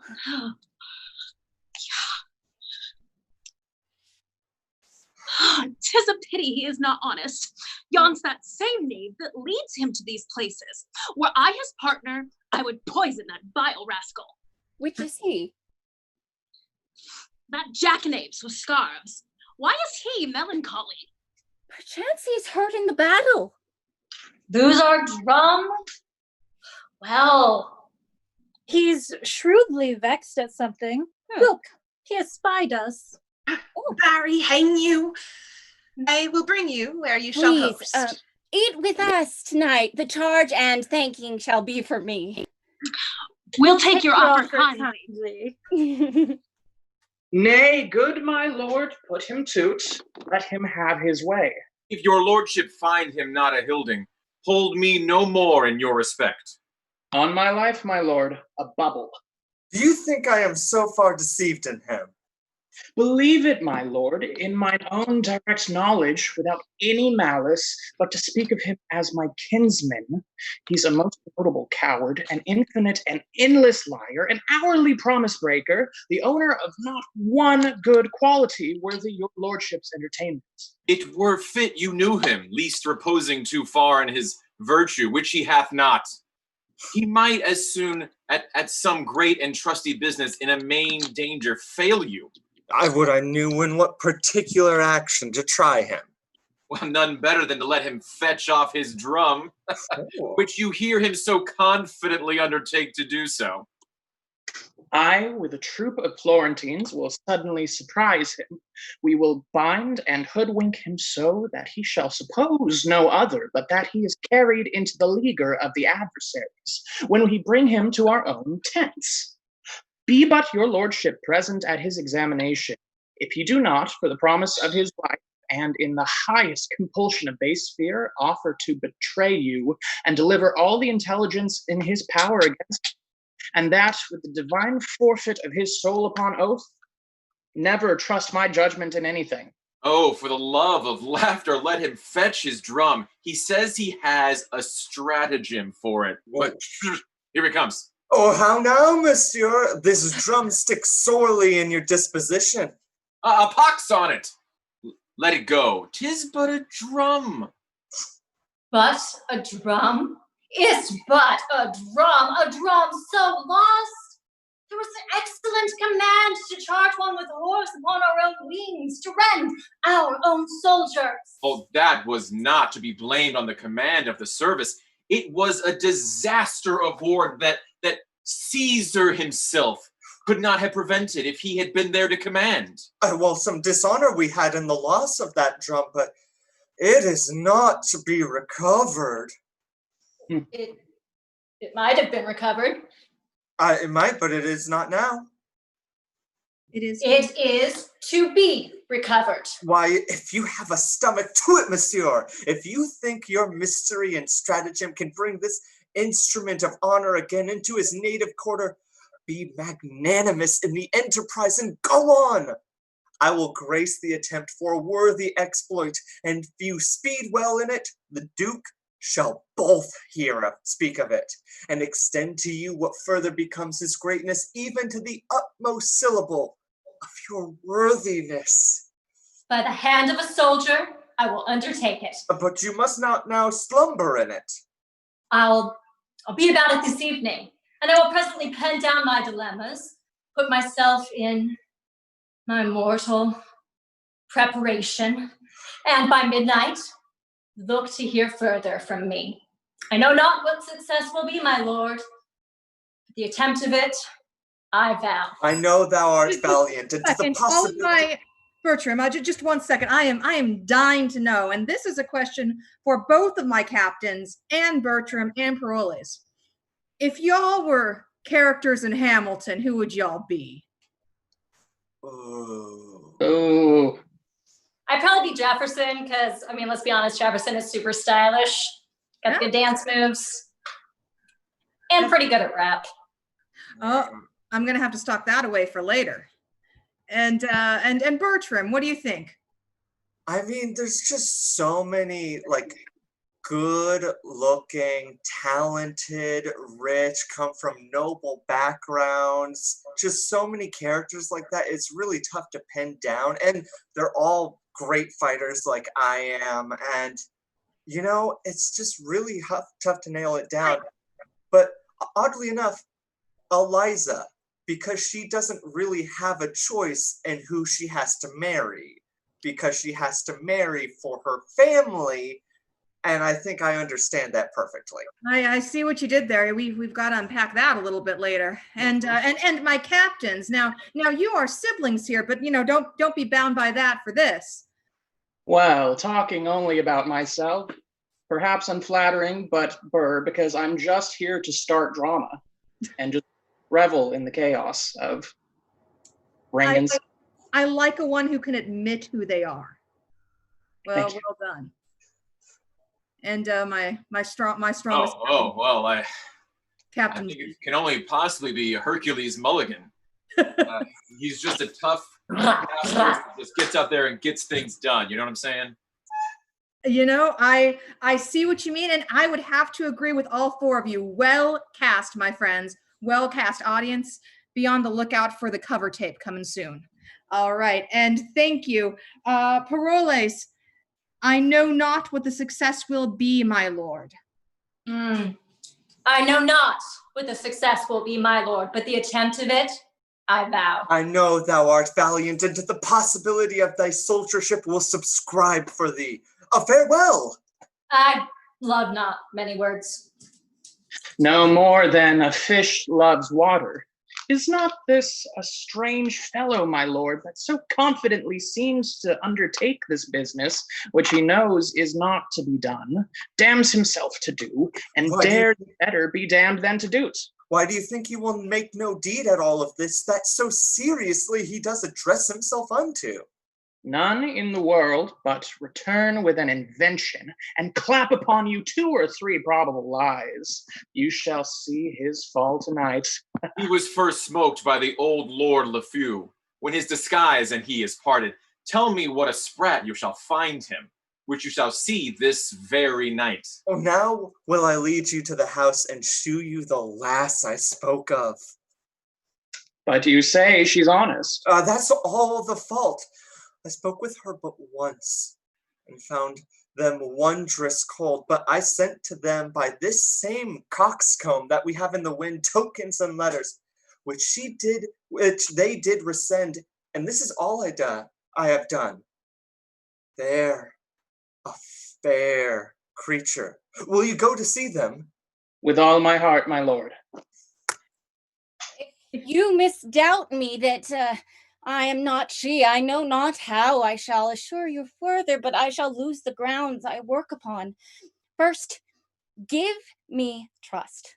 The Count, he is my husband, and what to your sworn counsel I have spoken is so, word to word. I should believe you, for you have showed me that which well approves you are in great fortune. Take this purse of gold, and let me buy your friendly help thus far, which I will overpay and pay again when I have found it. The Count, he woos your child, lays down his wanton siege before their beauty, resolve to carry them. Let them in fine consent, and will direct Diana how best 'tis to bear it. Now, his important blood will not deny what we'll demand. A ring that the Count he wears, that downward hath succeeded in his house from son to son, some 4 or 5 descents since the first father wore it. This ring he holds in most rich choice, yet in his idle fire to buy his will, it would not seem too dear, howe'er repented after. Now I see the bottom of your purpose. You see, it lawful then, it is no more but that your child, ere they seem as one, desires this ring, appoints him an encounter, in fine, delivers me to fill the time, their self, Diana, most chastely absent. After, to marry Diana, I'll add 3,000 crowns to what is past already. I have yielded. Instruct Diana how they shall persever, that time and place with this deceit so lawful may prove coherent. Why then tonight let us essay our plot, which if it speed is wicked meaning in a lawful deed, and lawful meaning in a lawful act, or both not sin and yet a sinful fact. But let's about it. Helena, Yes. Helena, before you run off there to do your plan, could you just really quick recap for me? Because there's a lot of moving pieces here. So what exactly are you planning to do? I want to make sure I got this. Yes, I didn't know I would fall into the right house at the right time, but apparently Bertram has eyes for Diana here. And while that hurts a bit, that's a way that I can get that ring from him. So Diana is going to be wooed and loved and make an appointment for them to rendezvous. Instead of Diana, though, it's going to be me. And I'll get his ring and, if I time it right, I might get to have a little bun in the oven too, which then he can't deny me. He said so in his letter. If I could get his ring and get a child, I'm his wife. Then he'll see how smart I am and how worth it I am. I very much hope that in the future you'll be applying for the bar. Oh, well, thank you. You are brilliant, and get to it. Thank you very much, Helen. Yes. All right, Captain E, he can come no other. He can come no other way by this bridge corner. When you sally upon him, speak what terrible language you will, though you understand it not yourselves, no matter, for we must not seem to understand him unless some one among us whom we must produce for an interpreter. Oh, good captain! Let me be the interpreter. Art not acquainted with him? Knows he not thy voice? No, sir, I warrant you. He must think us some band of strangers in the adversary's entertainment. Now he hath a smack of all neighboring languages, therefore we must every one be a man of his own fancy, not to know what we speak to one another. So we seem to know is to know straight our purpose. But Kalshoa, here he... 10 o'clock. Within these 3 hours will be time enough to go home. What shall I say I have done? It must be a very plausible invention that carries it. They begin to smoke to me, and disgraces of late have knocked too oft at my door. I find my tongue is too foolhardy. This is the first truth that e'er thine own tongue was guilty of. What the devil should make me undertake the recovery of this drum? Being not ignorant of the impossibility, and knowing I had no such purpose, I must give myself some hurts and say I got them in the exploit. Yet slight ones will not carry it. I've tried that. Great ones I dare not give. Is it possible he should know what he is, and be that he is? I would the cutting of my garments would serve the turn, or the breaking of my Spanish sword. We cannot afford you so. Or the bearing of my beard, and say 'twas in stratagem? Would not do. Or drown my clothes, and say that I was stripped. Hardly serve. Though I swore I leapt from a window of the citadel. How deep? 30 fathom. 3 great oaths would scarce make that be believed. Would I had any drum of the enemies, I would swear I'd recovered it. You shall hear one anon. A drum, now, of the enemies. Throca movousus cargo, cargo, cargo. Cargo! Really need a cargo.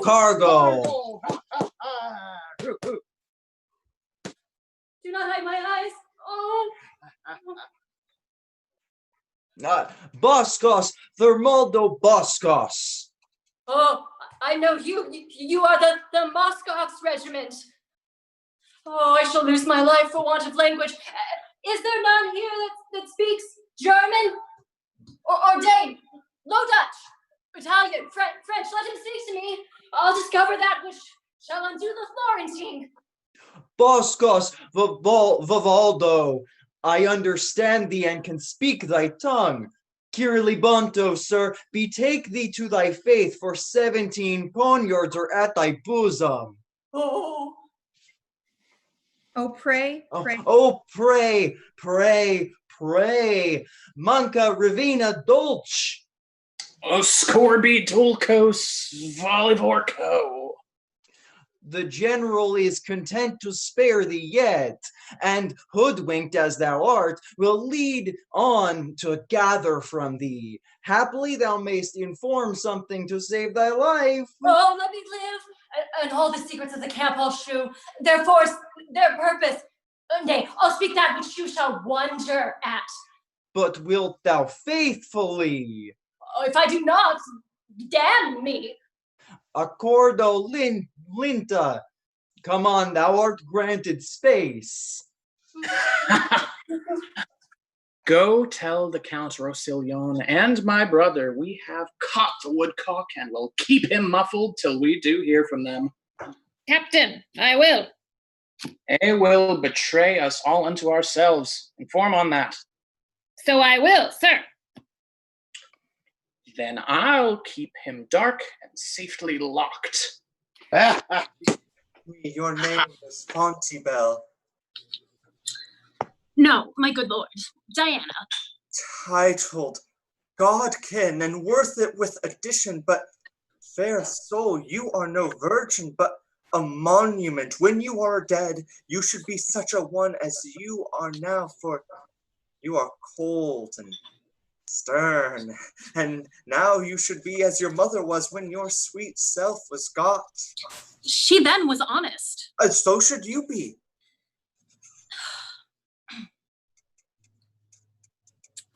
No, my mother did but duty, such, my lord, as you owe to your wife. No more. I prithee, do not strive against my vows. I was compelled to her. But I love thee by love's own sweet constraint, and will forever do thee all rights of service. I so you serve us till we serve you. But when you have our roses, you barely leave our thorns to prick ourselves and mock us with our barrenness. How have I sworn? 'Tis not. 'Tis not the many oaths that make the truth, but the plain, single vow that is vowed true. If I should swear by Jove's great attributes, I loved you dearly, would you believe my oaths when I did love you ill? This has no holding, at least in my opinion. Change it, be not so wholly cruel. Love is holy, and my integrity ne'er knew the crafts that you do charge men with. Stand no more off, but give thyself unto my sick desires, who then recovers. Say, thou art mine, and ever my love as it begins shall so persevere. I see that men make ropes in such a scar that we'll forsake ourselves. Give me that ring. I'll lend it thee, my dear, but have no power to give it me. Will you not, my lord? It is an honor longing to our house, bequeathed down from many ancestors, which were the greatest obloquy of the world, and me to loose. Mine honors such a ring.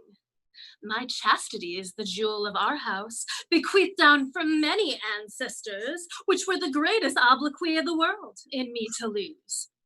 Thus your own proper wisdom brings in the champion honor on my part against your vain assault. Here, take my ring, my house, mine honor, yea, my life be thine, and all be bid to thee.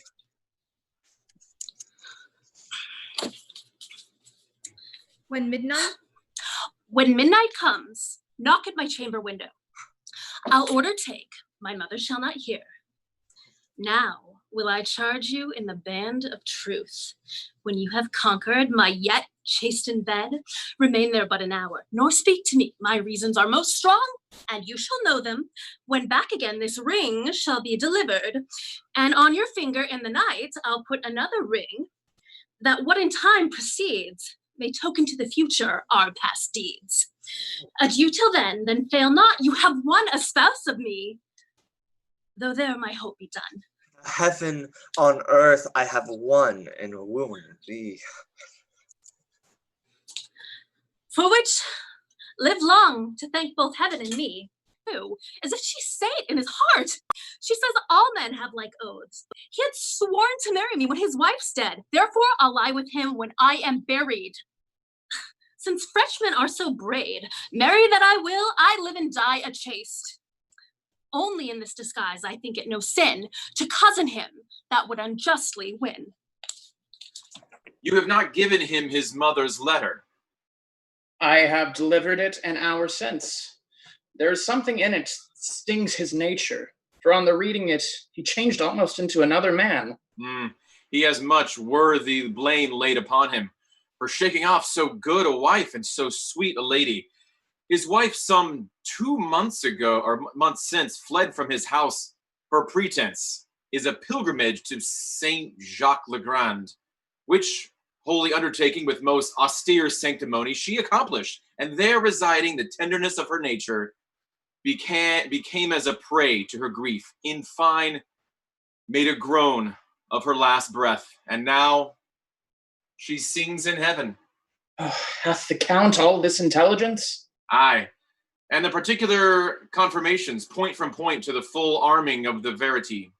I am heartily sorry that he'll be glad of this. Here, his lordship now. How now, my lord? I have tonight dispatched 16 businesses, a month's length apiece. I have congied with the Duke, buried a wife, mourned for her, writ to my lady mother. I am returning, and between these main parcels of dispatch effected many nicer needs. The last was the greatest, but that I have not ended yet. But shall we have this dialogue between the fool and the soldier? Come, bring forth this counterfeit module. He has deceived me like a double-meaning prophesier. Bring him forth. He sat in the stocks all night, poor gallant knave. No matter, his heels have deserved it in usurping his spurs so long. How does he carry himself? I have told your lordship already. The stocks carry him. But as would be understood, he weeps like a wench that had shed her milk. He hath confessed himself to Morgan, whom he supposes to be a friar, for the time of his remembrance to this very instant disaster of the setting in the stocks. And what think you he hath confessed? Nothing of me has His confession is taken, and it shall be read to his face. If your lordship be in it, as I believe you are, you must have the patience to hear it. A plague upon him, muffled. He can say nothing of me. Hush, hush. Hoodman comes. Porto Tartarossa. He calls for the tortures. What will you say without them? Well, I confess what I know without constraint. If ye pinch me like a pasty, I can say no more. Boscos Chimurcho. Boblendino Chicachurmoroscoco. You are a merciful general. Our general bids you answer to what I shall ask you out of a note. And truly, as I hope to live. First demand of him, how many horse the Duke is strong. What say you to that? Oh, of 5 or 6,000, but very weak and unserviceable troops are all scattered, and the commanders very poor rogues upon my reputation and credit, and as I hope to live. Shall I set down your answer so? Yeah. Do I'll take the sacrament. Is that me? Oh, yeah, okay. Do I'll take the sacrament. Thanks, that's wise advice on how and which way you will. All's one on him. What a past meaning slave is this? Oh, you are deceived, my lord. This is the Monsieur Paroles, the gallant militarist. I will never trust a man again for keeping his sword clean, nor by wearing his apparel neatly. Well, that's set down. 5 or 6,000 horse, I said, and we'll say true, or thereabouts, set down for all speak truth. Aye, he's very near the truth in this. But I con him no thanks for it in the nature he deserves it. Poor rogues, I pray you say. Well, that's set down. I humbly thank you, sir. It is a truth that the rogues are marvelous poor. Demand of him what strength they are afoot. What say you to that? By my troth, sir, if I were to live this present hour, I will tell true. Let me see. Spurious 150. Sebastian so many. Caramus so many. Jacques so many. Guilliton, Cosmo, Ludwig, Gratige, 250 each.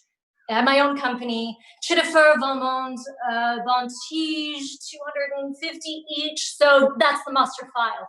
Rotten sound. Upon my life, mounts not to 15,000 Poles, half of which dare not shake the snow off their cassocks, lest they shake themselves to pieces. What shall be done to him? Nothing. Let him have thanks, but demand of him my condition and what credit I have with the Duke. Well, that's all. That's set down. You shall demand of him whether one Captain Dumaine be of the camp, what his reputation is with the Duke, what his valor, honesty, and expertise is in wars. What say you to this? What do you know of it? I beseech you, let me answer the particular of the intelligence. Demand them singly. Do you know his Captain Dumaine?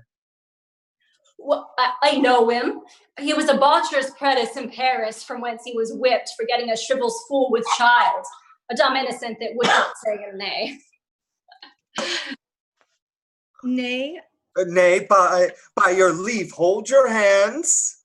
Well, is this captain the Duke of in the Duke of Florence's camp?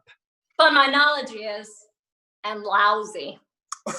Nay, look not so upon me. We shall hear of your lord anon. What is his reputation with the Duke? The Duke knows him for no other but a poor officer of mine, and writ me to the other day to turn him out of the band. I think I have his letter in my pocket. Mary, we'll search. Good sadness, I do not know. Either it is there or it is on some file with all the Duke's many other letters in my tent. Here 'tis. Here's a paper. Shall I read it you? I do not know if it be it or no. Oh, our interpreter does it well. It's excellently. Dian, the Count's a fool and full of gold. Oh, that's not the Duke's letter, sir. That is an advertisement to a proper soul in Florence. One Diana, to take heed of the allurement of the Count Brazilian. He's a foolish, idle boy, but all for that very rottish. I pray you, sir, put it up again. Nay, I'll read it first by your favor. My meaning in it, I protest, was very honest in behalf of the person, for I knew the young Count to be a dangerous and lascivious boy who was a whale to chastity and devours all the fry it finds. A damnable both sides rogue. When he swears oaths, bid him drop gold and take it. After he scores, he never pays the score. Half won is match well made, match and well make it. He ne'er pays after debts, take it before. And say a soldier, Dian, told thee this: men are to mell with, boys are not to kiss. For count of this, the Count's a fool, I know it, who pays before, but not when he does owe it. Thine, as he vowed to thee in thine ear, Poroles. He shall be whipped through the army with this rhymes forehead. This is your devoted friend, sir, the manifold linguist and the army potent soldier. I perceive, sir, by your general's looks, we shall be fain to hang you. No, let me live, sir, in a dungeon, in the stocks, or anywhere, so I may live. We'll see what may be done, so you confess freely. Therefore, once more to this Captain Dumaine, you have answered to his reputation with the Duke and to his valor. What is his honor? Oaths, in breaking them, he is stronger than Hercules. He will lie, sir, with such volubility that you would think the truth were a fool. Drunkenness is his best virtue, for he will be swine drunk, and in the sleep he does little harm. saved his bedclothes about him. But they that know his condition lay him in straw. I have but little more to say, sir, of his honesty. He has everything an honest man should not have, and what an honest man should have, he has nothing. I begin to love him for this. For this description of thine honesty, a pox upon him. What's his other, the other Captain Dumaine? Why does he ask him of me? What's he? Even a crow of the same nest, not altogether so great as the first in goodness, but greater a great deal in evil. He excels his brother for a coward, yet his brother is reputed one of the best that is. In a retreat, he outruns any lackey, marrying coming on. Oh, yes, the crown. If your life be saved, will you undertake to betray the Florentine? Aye, and the captain of his horse, the Count Brazilian. I'll whisper with the general and know his pleasure. Oh, no more drumming. The plague of all drums. Only to seem to deserve well and beguile the supposition of this lascivious boy, the Count. I have run into this danger. Yet who would have suspected an ambush where I was taken? There is no remedy, sir, but you must die. The general says that you have so traitorously discovered the secrets of your army and made such pestiferous reports of men very nobly held, and can serve the world for no honest use. Therefore, you must die. Come, headsman, off with his head. Oh, Lord, sir, let me live. Let me see my death. That you shall, and take your leave of all your friends. So, look about you. Know you any here? Good morrow, noble captain. God bless you, Captain Parolles. God save you, noble captain. Captain, what greeting will you to my lord Lefeu, for I am to France? Good captain, will you give me a copy of the sonnet you writ to Diana in behalf of the Count Rosillon? And if I were not a very coward, I compel it of you, but fare you well. You are undone, Captain, all but your scarf that has a knot on't yet. Who cannot be crushed with applause? Fare you well, sir. I am for France too. We shall speak of you there. Yet, I'm thankful. If my heart were great, 'twould burst at this. Captain, I'll be no more, but I will eat, drink, and sleep as soft as captain shall. Simply the thing I am shall make me live. Who knows himself to be a braggart, let him fear this, for it will come to pass that every braggart shall be found an ass. Rust, sword, cool, blushes, and Parolles live, safest in shame, and being fooled, by foolery thrive. There's place and means for every man alive. I'm not throwing away my shot. All after them. My husband hies him home, where heaven aiding, and by the leave of my good lord the king, will be before our welcome. Gentle madam, you never had a servant to whose trust your business was more welcome. Nor your mistress, ever a friend whose thoughts more truly labor to recompense your love. Doubt not, but heaven hath brought me up to be your child's dower, as it hath fated Diana to be my motive and helper to a husband. But oh, strange men that can such sweet use make of what they hate. When saucy, trusting of the cozened thoughts, defiles the pitchy night, So lust doth play with what it loathes for what is away.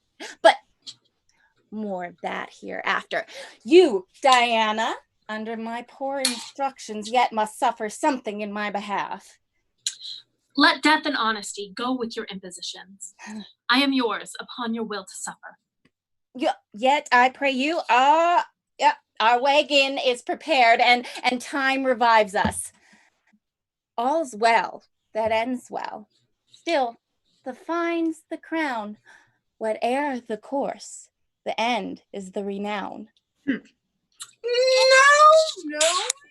Would I? Your son was misled with a snip taffeta fellow there, whose villainous saffron would have made all the unbaked and dowry youth of a nation in his color.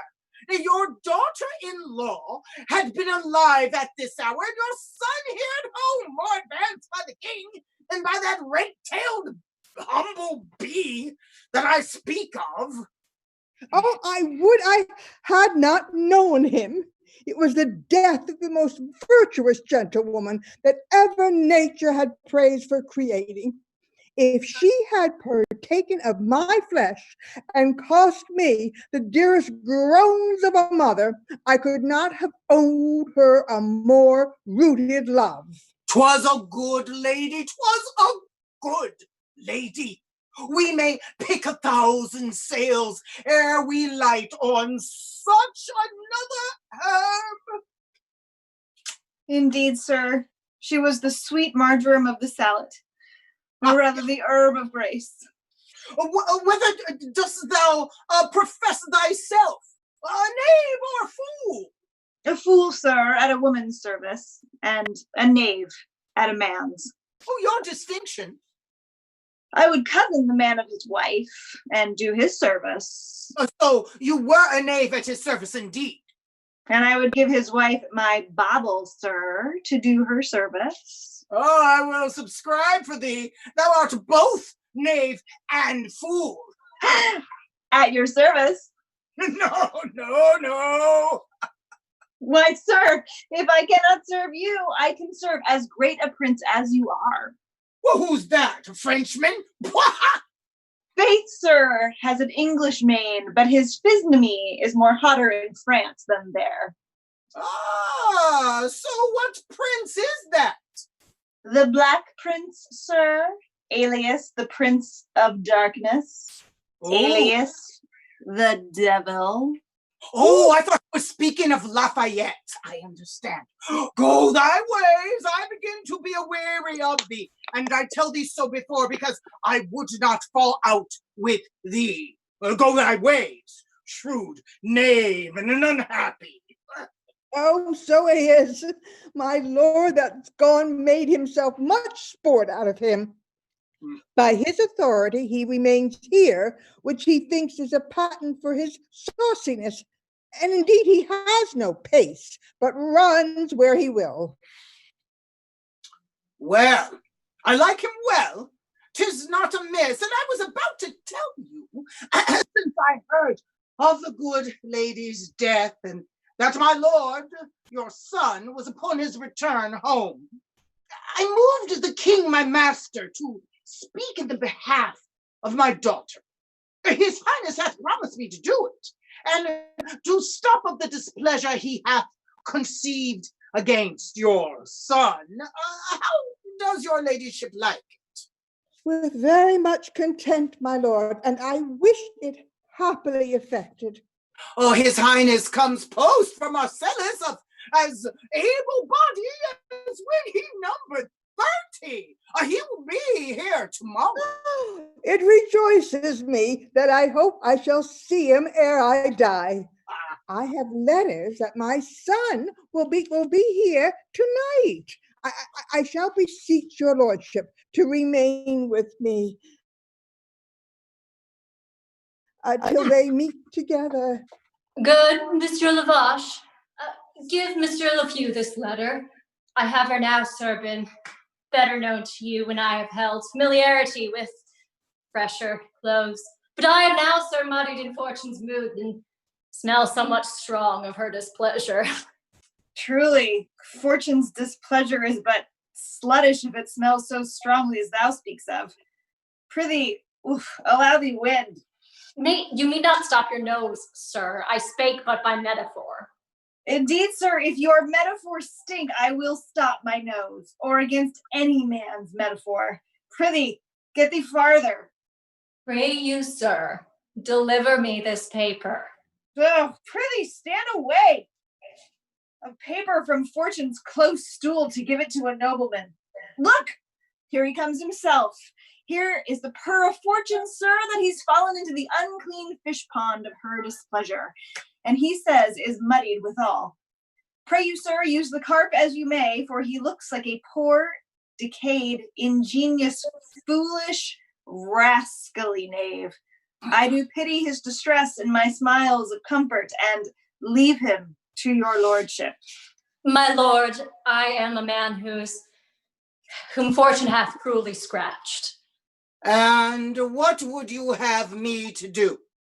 'Tis too late to pare her nails now. Wherein have you played the knave with fortune that she would scratch you, who of herself is a good lady, and would not have knaves thrive long under?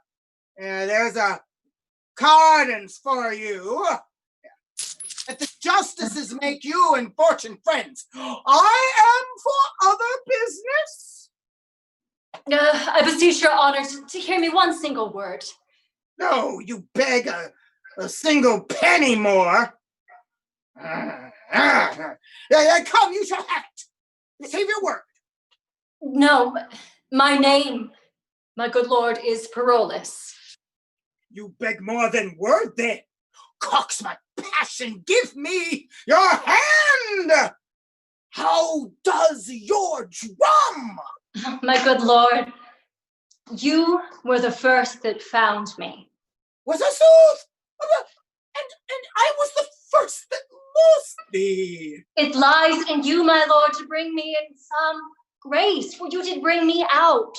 Oh, once upon thee, knave, dost thou put upon me at once both the office of God and the devil? One brings thee in grace, and the other brings thee out. The king's coming. Oh, I know by his trumpets. Sarah, inquire further after me.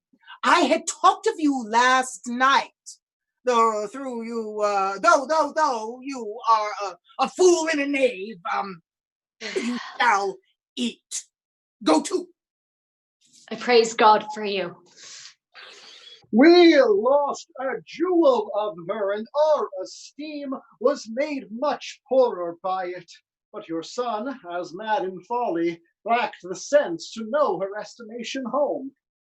Oh, 'tis past, my liege, and I beseech your majesty to make it natural rebellion, done in the blade of youth. I have forgiven and forgotten all, though my revenges were high bent on him, and watched the time to shoot. This I must say, but first I beg my pardon. The young lord did to his majesty, his mother, and his lady offense of mighty note, but to himself the greatest wrong of all. He lost a wife whose beauty did astonish the survey of richest eyes, whose words all ears took captive, whose dear perfection hearts that scorn to serve humbly called mistress. Praising what is lost makes the remembrance dear. Well, call him hither. We are reconciled, and the first view shall kill all repetition. Let him not ask our pardon, the nature of his great, and inform him. So 'tis our will he should. I shall, my liege. What says he to your daughter? Have you spoke? Oh, all that he is hath reference to your highness. Then shall we have a match. I have letters sent me that sets him high in fame. Oh, he looks well on it. I am not a day of season, for thou mayest see a sunshine and a hail in me at once, but to the brightest beams distracted clouds give way. So stand forth, the time is fair again. My high repented blames, dear sovereign, pardon to me. All is whole. Not one word more of the consumed time. You remember the daughter of this lord? Admiringly, my liege, at first, I stuck my choice upon them, ere my heart durst make too bold a herald of my tongue.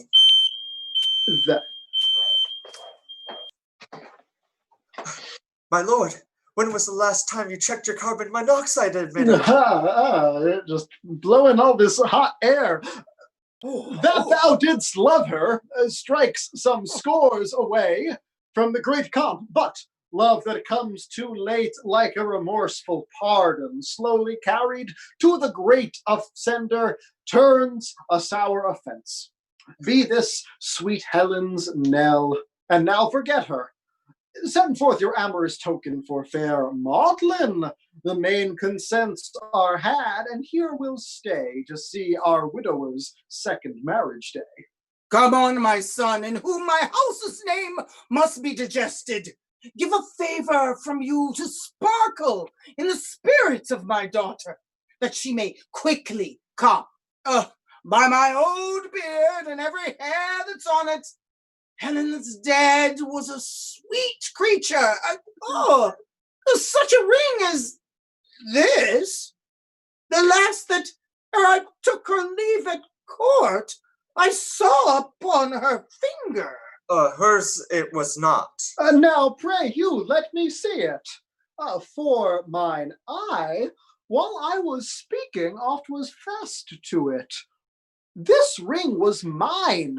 And when I gave it Helen, I bade her, if her fortunes ever stood, necessity to help, but by this token I would relieve her. Had you that craft to relieve her of what should stead her most? My gracious sovereign, how ere it pleases you to take it, so the ring was never hers. Oh, son, on my life, I have seen her wear it, and she reckons it at her life's rate. Oh, I am sure I saw her wear it. You are deceived, my lord. She never saw it. In Florence was it from a casement thrown me, wrapped in paper, which contained the name of they that threw it. Noble they were, and thought I stood engaged, but when I had subscribed to mine own fortune and informed them truly, I could not answer in that course of honor as they had made the overture. They ceased in heavy satisfaction and would never receive the ring again. Platus himself, that knowest the tink and multiplying medicine, hath not in nature's mystery more science than I have in this ring. 'Twas mine, 'twas Helen's, whoever gave it you, then if you know that you are well acquainted with yourself, confess 'twas hers, and by what rough enforcement you got it from her. She called the saints to surety that she would never put it from her finger unless she gave it to yourself in bed, where you have never come, or sent it us upon her great disaster. She never saw it. Thou speak'st it falsely, as I love mine honor, and makest contextual fears to come into me, which I would fain shut out. If it not prove that thou art so inhumane, 'twill not prove so. And yet I know not, thou didst not hate her dearly, and she is dead, which nothing but to close her eyes myself could win me to believe, more than to see this ring. Away with him! We'll sit yet she never in was. dismal thinkings. Gracious sovereign, whether I have been to blame or no, I know not. Here's a petition from Florentine, who hath for 4 or 5 removes come short to tender it herself. I undertook it, vanquished thereto by the fair grace and speech of the poor suppliant, who by this I know is here attending. her business looks in her with their business looks in them with with an importing visage, and they told me in a sweet verbal brief it did concern your highness with themselves. Upon his many protestations to marry me when his wife was dead, I blush to say he won me. Now is the Count Racilian a widower. His vows are forfeited to me, and my honors paid to him. He stole from Florence, taking no leave. Where am I? I follow him to his country. And I follow him to his country for justice. I follow him to his country for justice. Grant it me, O king, in you it best lies. Otherwise a seducer flourishes, and a poor one is undone. Diana Capulet. I will buy me a son-in-law and a fair and a tool for this. I'll none of them. Ah, the heavens have thought well on thee, Lafew, to bring forth this discovery. Seek these suitors, go speedily, and bring again the Count. I am afeard the life of Helen, lady, was foully snatched. Now, justice on the doers. I wonder, sir, wives are monsters to you, and that you fly them as you swear them lordship, yet you desire to marry? What woman's that? I am, my lord, a wretched Florentine, derived from the ancient Capulet. My sweet, as I do understand you know, and therefore know how far I may be pitied. I am their mother, sir, whose age and honor both suffer under this complaint we bring, and both shall cease without your remedy. Come hither, Count. Do you know these ones? My lord, I neither can nor will deny but that I know them. Do they charge me any further? Why do you look so strange upon your wife? She's none of mine, my lord. If you shall marry, you give away this hand, and that is mine. You give away heaven's vows, and those are mine. You give away myself, which is known mine. For I by vow am so embodied yours, that she which marries you must marry me. Either both or none. Your reputation comes too short for my daughter. You are no husband for them. My lord, this is a fond and desperate creature, whom sometime I have laughed with. Let your highness lay a more noble thought upon mine honor than to think that I would sink it here. Sir, for my thoughts, you have them ill to friend, till your deeds gain them fairer. Prove your honor, then in my thought it lies. Good, my lord. Ask him upon his oath, if he does think he had not my virginity. What sayest thou to them? They're impudent, my lord, and was a common gamester to the camp. He does me wrong, my lord. If I were so, he might have bought me at a common price. Do not believe him. Oh, behold this ring. Oh! Ooh. Whose high respect and rich validity did lack a parallel, yet for all that he gave it to a commoner of the camp, if I be one. Oh, he blushes, and 'tis hit of 6 preceding ancestors that Jemmy conferred by testament through the sequent issue hath it been owned and worn. This is his wife that rings 1,000 proofs. Methought you said you saw one here in court could witness it. I did, my lord, but loath him to produce so bad an instrument. His name's Paroles.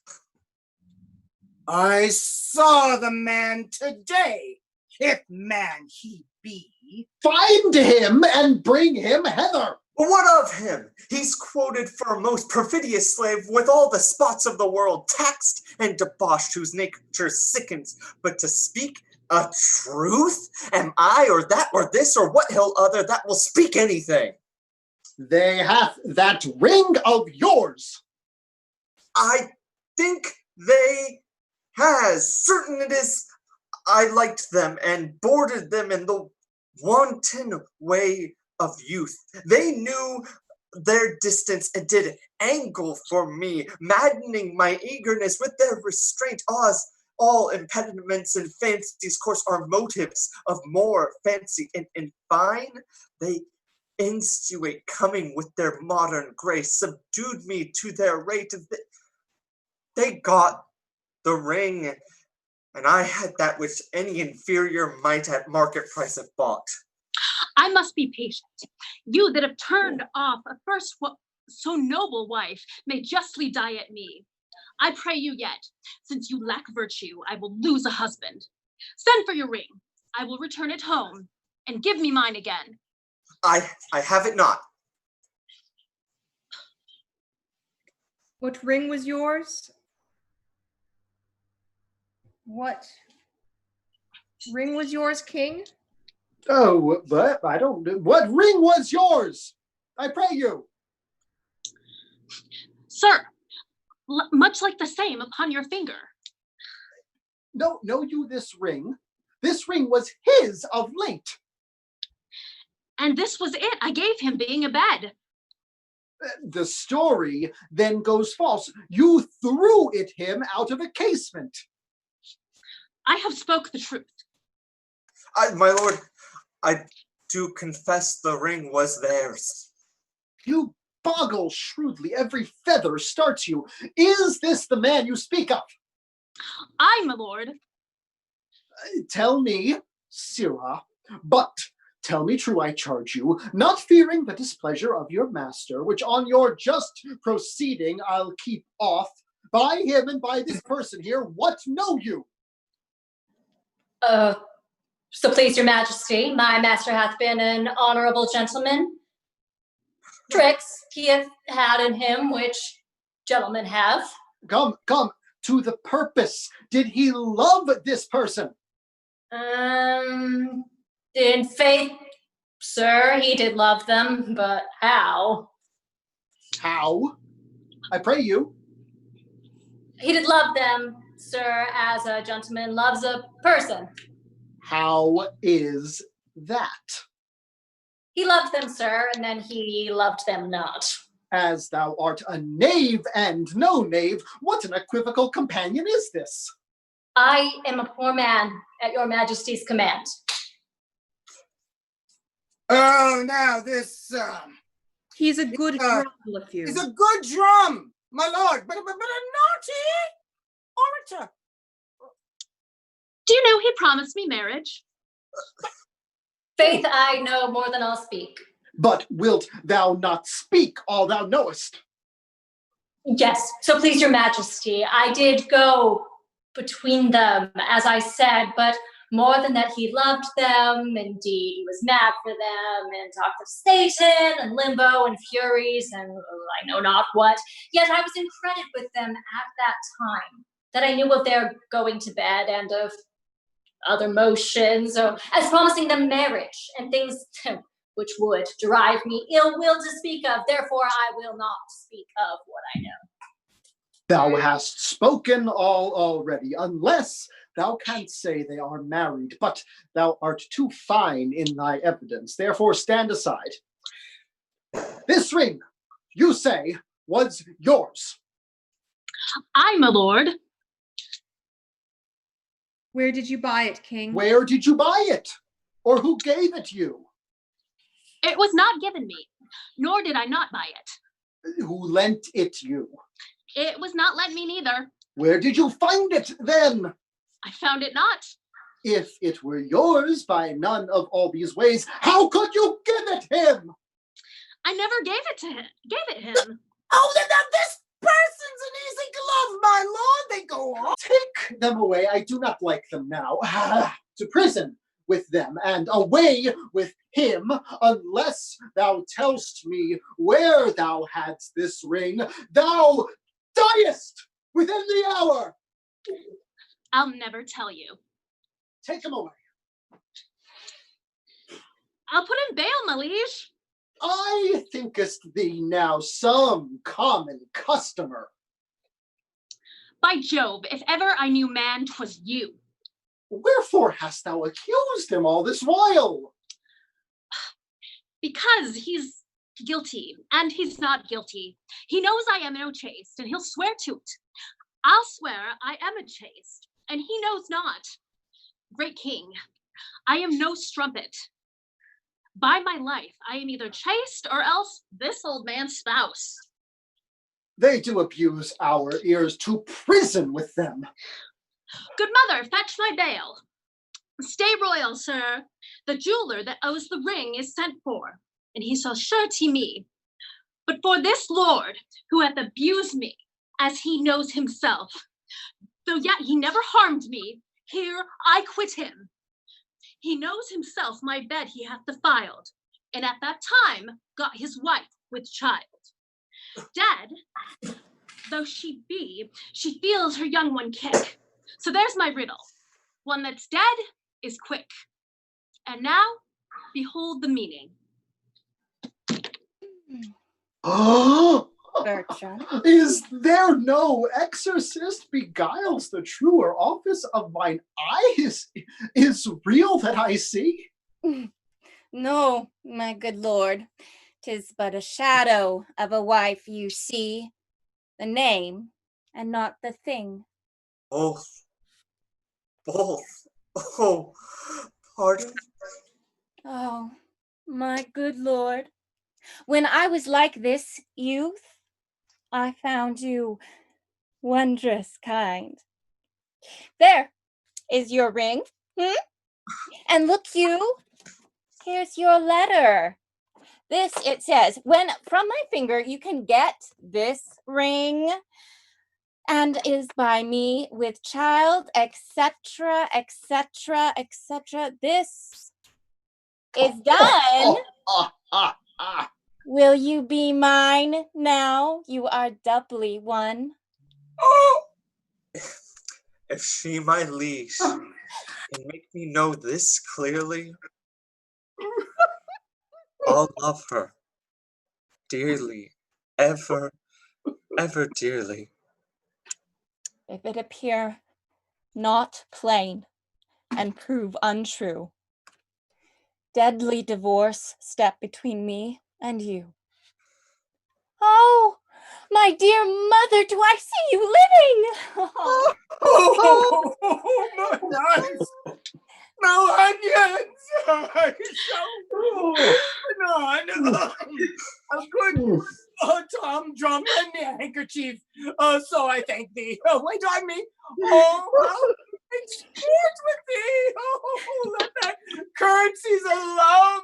They're scurvy ones. Let us from point to point this story know, to make the even truth in pleasure flow. If thou beest yet a fresh uncropped flower, choose thou thy husband, and I'll pay thy dower. For I can guess that by thy honest aid thou kept a wife herself, thyself all chaste. Of that and all the progress more and less, resolvedly more leisure shall express. All yet seems well, and if it ends so meet, the bitter past, more welcome is the sweet. The king's a beggar, now the play is done, all is well ended, if this suit be won. That you express content, which we will pay with strife to please you, day exceeding day. Ours be your patience then, and yours our parts. Your gentle hands lend us and take our hearts. Vinny, all's well that ends well. Oh, thank you, friends, so much. Thank you for joining us for this wonderful, bizarre comedy of All's Well That Ends Well. We appreciate you so very much. And again, if it is in your heart to release a ducat or two, please look at the very, very top of your device box there, and you can see where you can click to donate, or you can send a text to OpsFest Online at 44321, or however you care to do it. We're just so happy to be able to bring you a live performance of Shakespeare here in the world of COVID-19. Again, next week, we are excited to bring you Much Ado About Nothing on Friday, on Saturday, Richard III, and on Sunday, Taming of the Shrew. Until we meet again, friends, thank you so much from OpsFest Online. Bye-bye.